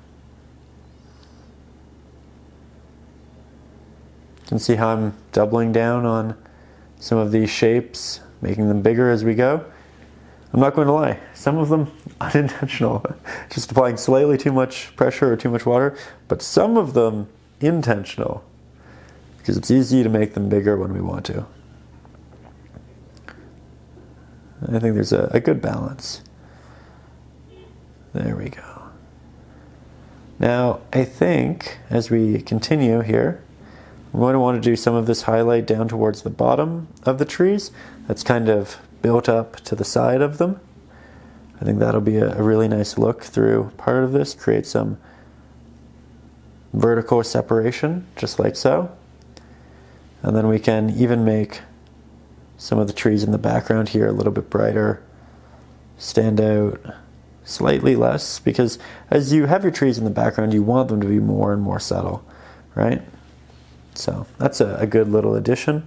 And then when we feel really confident, when we've had a lot of practice, we can add some of this highlight to these branches, which do protrude, which do catch light, but are extremely small, and we want a lot of intentionality in these markings. And I think we're just about ready to approach these areas and make them look as good as we can. Oh yeah. I love this application. It's so rewarding. Now, with that, I'll be honest, I think we're just about there. I really like it. Has that wonderful feel. And I think it turned into a morning scene, to be honest.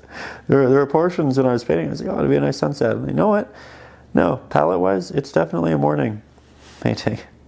It's definitely a sunrise, not a sunset. And I'm very happy it is. I feel like I do a lot of sunsets. I don't do a lot of sunrises. As painters, artists, we innately typically paint things a little bit brighter or darker than they are, and I opt for darker. It's not a conscious decision, it's just naturally what my eye and my brain likes. So I paint more sunsets than I do sunrises, because typically sunsets are a little bit darker, but they still have those beautiful colors. Sunrises, brighter. And I think we kind of landed on a sunrise here. One in which I'm very happy to add to the collection of paintings. Just adding some extra tiny branches with the snowy highlight out here. But really, really proud of it. I hope if you are painting along that you are incredibly happy with your rendition, that you are feeling confident, that you are excited about putting the finishing touches on it. If you are watching along before you start painting, I'm wishing you the absolute best painting experience. If you watched this far, I think you're probably very knowledgeable about moving forward, creating this, and I think you're in a really good position to do so. So I wish you success. If you're watching along and you don't intend to paint this, you just enjoy watching something come together, the creative act, then I hope you enjoyed that too. I hope it felt fulfilling and relaxing and all of the good things. But of course, regardless of what you're doing, thank you for being here. Thank you for being a part of the community. Thank you for painting along with me here today.